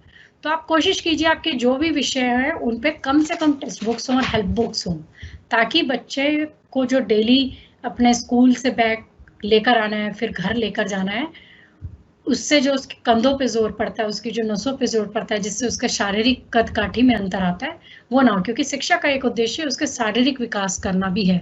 दूसरा कि इतनी किताबों का बोझ, होमवर्क का बोझ, जो आप इसमें ये बोला गया था कि बच्चों को कोई होमवर्क ना दिया जाए, ताकि वो अपना उस टाइम पर तो फ्री रहे, आपको जो स्कूल में करवाना है आप कराएं, ताकि होमवर्क का जो बर्डन रहता है, आप इतना ज़्यादा होमवर्क दे देते हैं कि बच्चा ना खेलने का समय निकाल पाता है, ना आराम का निकाल पाता है, ना अपने साथी समूह के साथ बातचीत का समय निकाल पाता है। तो उससे उसका मानसिक जो विकास है, जो विभिन्न आयाम है जीवन के, उनको वो जी नहीं पाता। तो उस लेवल पर भी इन्होंने बात की थी कि किताब केंद्रित, अत्यधिक किताब पर फोकस, क्या बोलते हैं उसको, होमवर्क को बोलते हैं कि घर में जो काम दिया जाए, होमवर्क जो दिया जाता है हमें, वो सब नहीं होना चाहिए। वो बच्चे के मानसिक और संवेदनात्मक विकास में बाधा पहुंचाता है। दूसरा, एग्जामिनेशन फोबिया हो जाता है। तो टीचर्स और पेरेंट्स दोनों के लिए हिदायत थी कि बच्चों के सीखने के प्रोसेस को आप बूस्ट कीजिए, ना कि सिर्फ मूल्यांकन पर, कि माता पिता सिर्फ ये देखें कि हाँ बच्चे ने पढ़ा है तो नंबर आ गए तो मतलब सीखा है, नंबर नहीं आए तो मतलब नहीं सीखा। तो ये वाली मेंटालिटी जो है ये नहीं होनी चाहिए। तो ये शिक्षा बिना बोझ क्या, शॉर्ट में क्लिप्स करके मैं आपको ये समझा रही हूँ, लेकिन अगर आप डिटेल में देखना चाहते हो तो इसको देख सकते हो। और ओनली डिमेरिट्स पर क्वेश्चन किसी एनसीएफ पर आएगा तो सिर्फ डिमेरिट्स पे आपसे ये पूछ सकते हैं कि एनसीएफ की समालोचना कीजिए। समालोचना का मतलब ये होता है कि आप उसके मेरिट्स और डिमेरिट्स सब बताएं। जब भी आपसे कोई बात पूछी जाती है तो आपसे उम्मीद की जाती है कि आप उसके गुण और दोष दोनों जानते हो, है ना। सिर्फ दोष के बारे में बात करना, ऐसी तो कोई चीज, सिक्के के हमेशा दो पहलू होते हैं। कोई भी अगर योजना बनती है, कोई भी प्रयास किया जाता है, कोई भी नीति बनाई जाती है, तो उसके मेरिट्स और डिमेरिट्स दोनों निकल कर आते हैं। हो सकता है वो नीति बहुत आदर्शों पे बनी थी, व्यवहार में विफल हो गई हो, या बहुत व्यवहारात्मक थी, आदर्शों की कसौटी में ना खरी उतरी हो। तो ये सब आपको थोड़ा सा देखना होगा कि हम पहले किसी भी क्वेश्चन को हम थोड़ा सा डिटेल में बताएंगे, दरअसल ये था क्या, है ना। उसके बाद हाँ वो क्या नहीं कर पाया या उसके अवगुण क्या थे वो हम बता देंगे।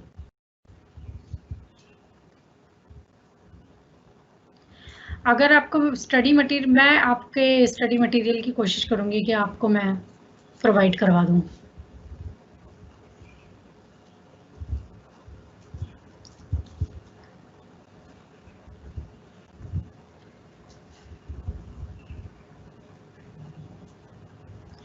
मैं स्टडी मटेरियल पीडीएफ की जो आप बात कर रहे हो, मैं कोशिश करूंगी कि वो मिल जाए।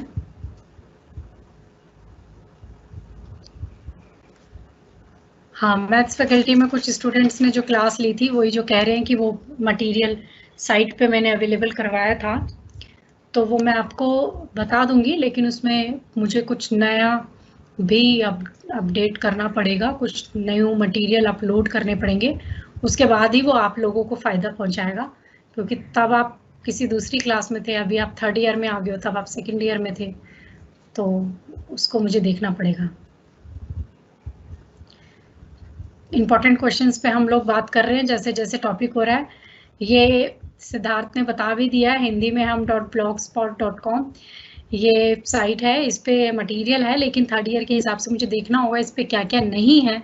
तो जो स्टूडेंट देखना चाहते हैं हिंदी में हम .blogspot.com इसको वो देख सकते हैं, कंसीडर कर सकते हैं। मैं इसमें 1-2 दिन में मटेरियल अपलोड कर दूंगी, तो आप वहां से फिर डाउनलोड कर लेना अपनी SOL की किताबें, क्योंकि SOL की किताबें अच्छी हैं, SOL की किताबों को भी पढ़िए, और जो मैं मटेरियल अगर PDF जो भी अवेलेबल हो पाएगा जो मैं करती हूँ, तो आप उन्हें भी पढ़ें।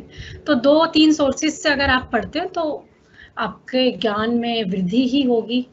कोई ऐसा पॉइंट हो सकता है जो SOL में हो, उधर ना हो, कुछ ऐसा पॉइंट हो सकता है कि SOL में की किताबों में ना हो, तो आप इस ब्लॉग को देख लीजिए। हिंदी में हम आप सर्च करेंगे तुरंत आपको मिल जाएगा।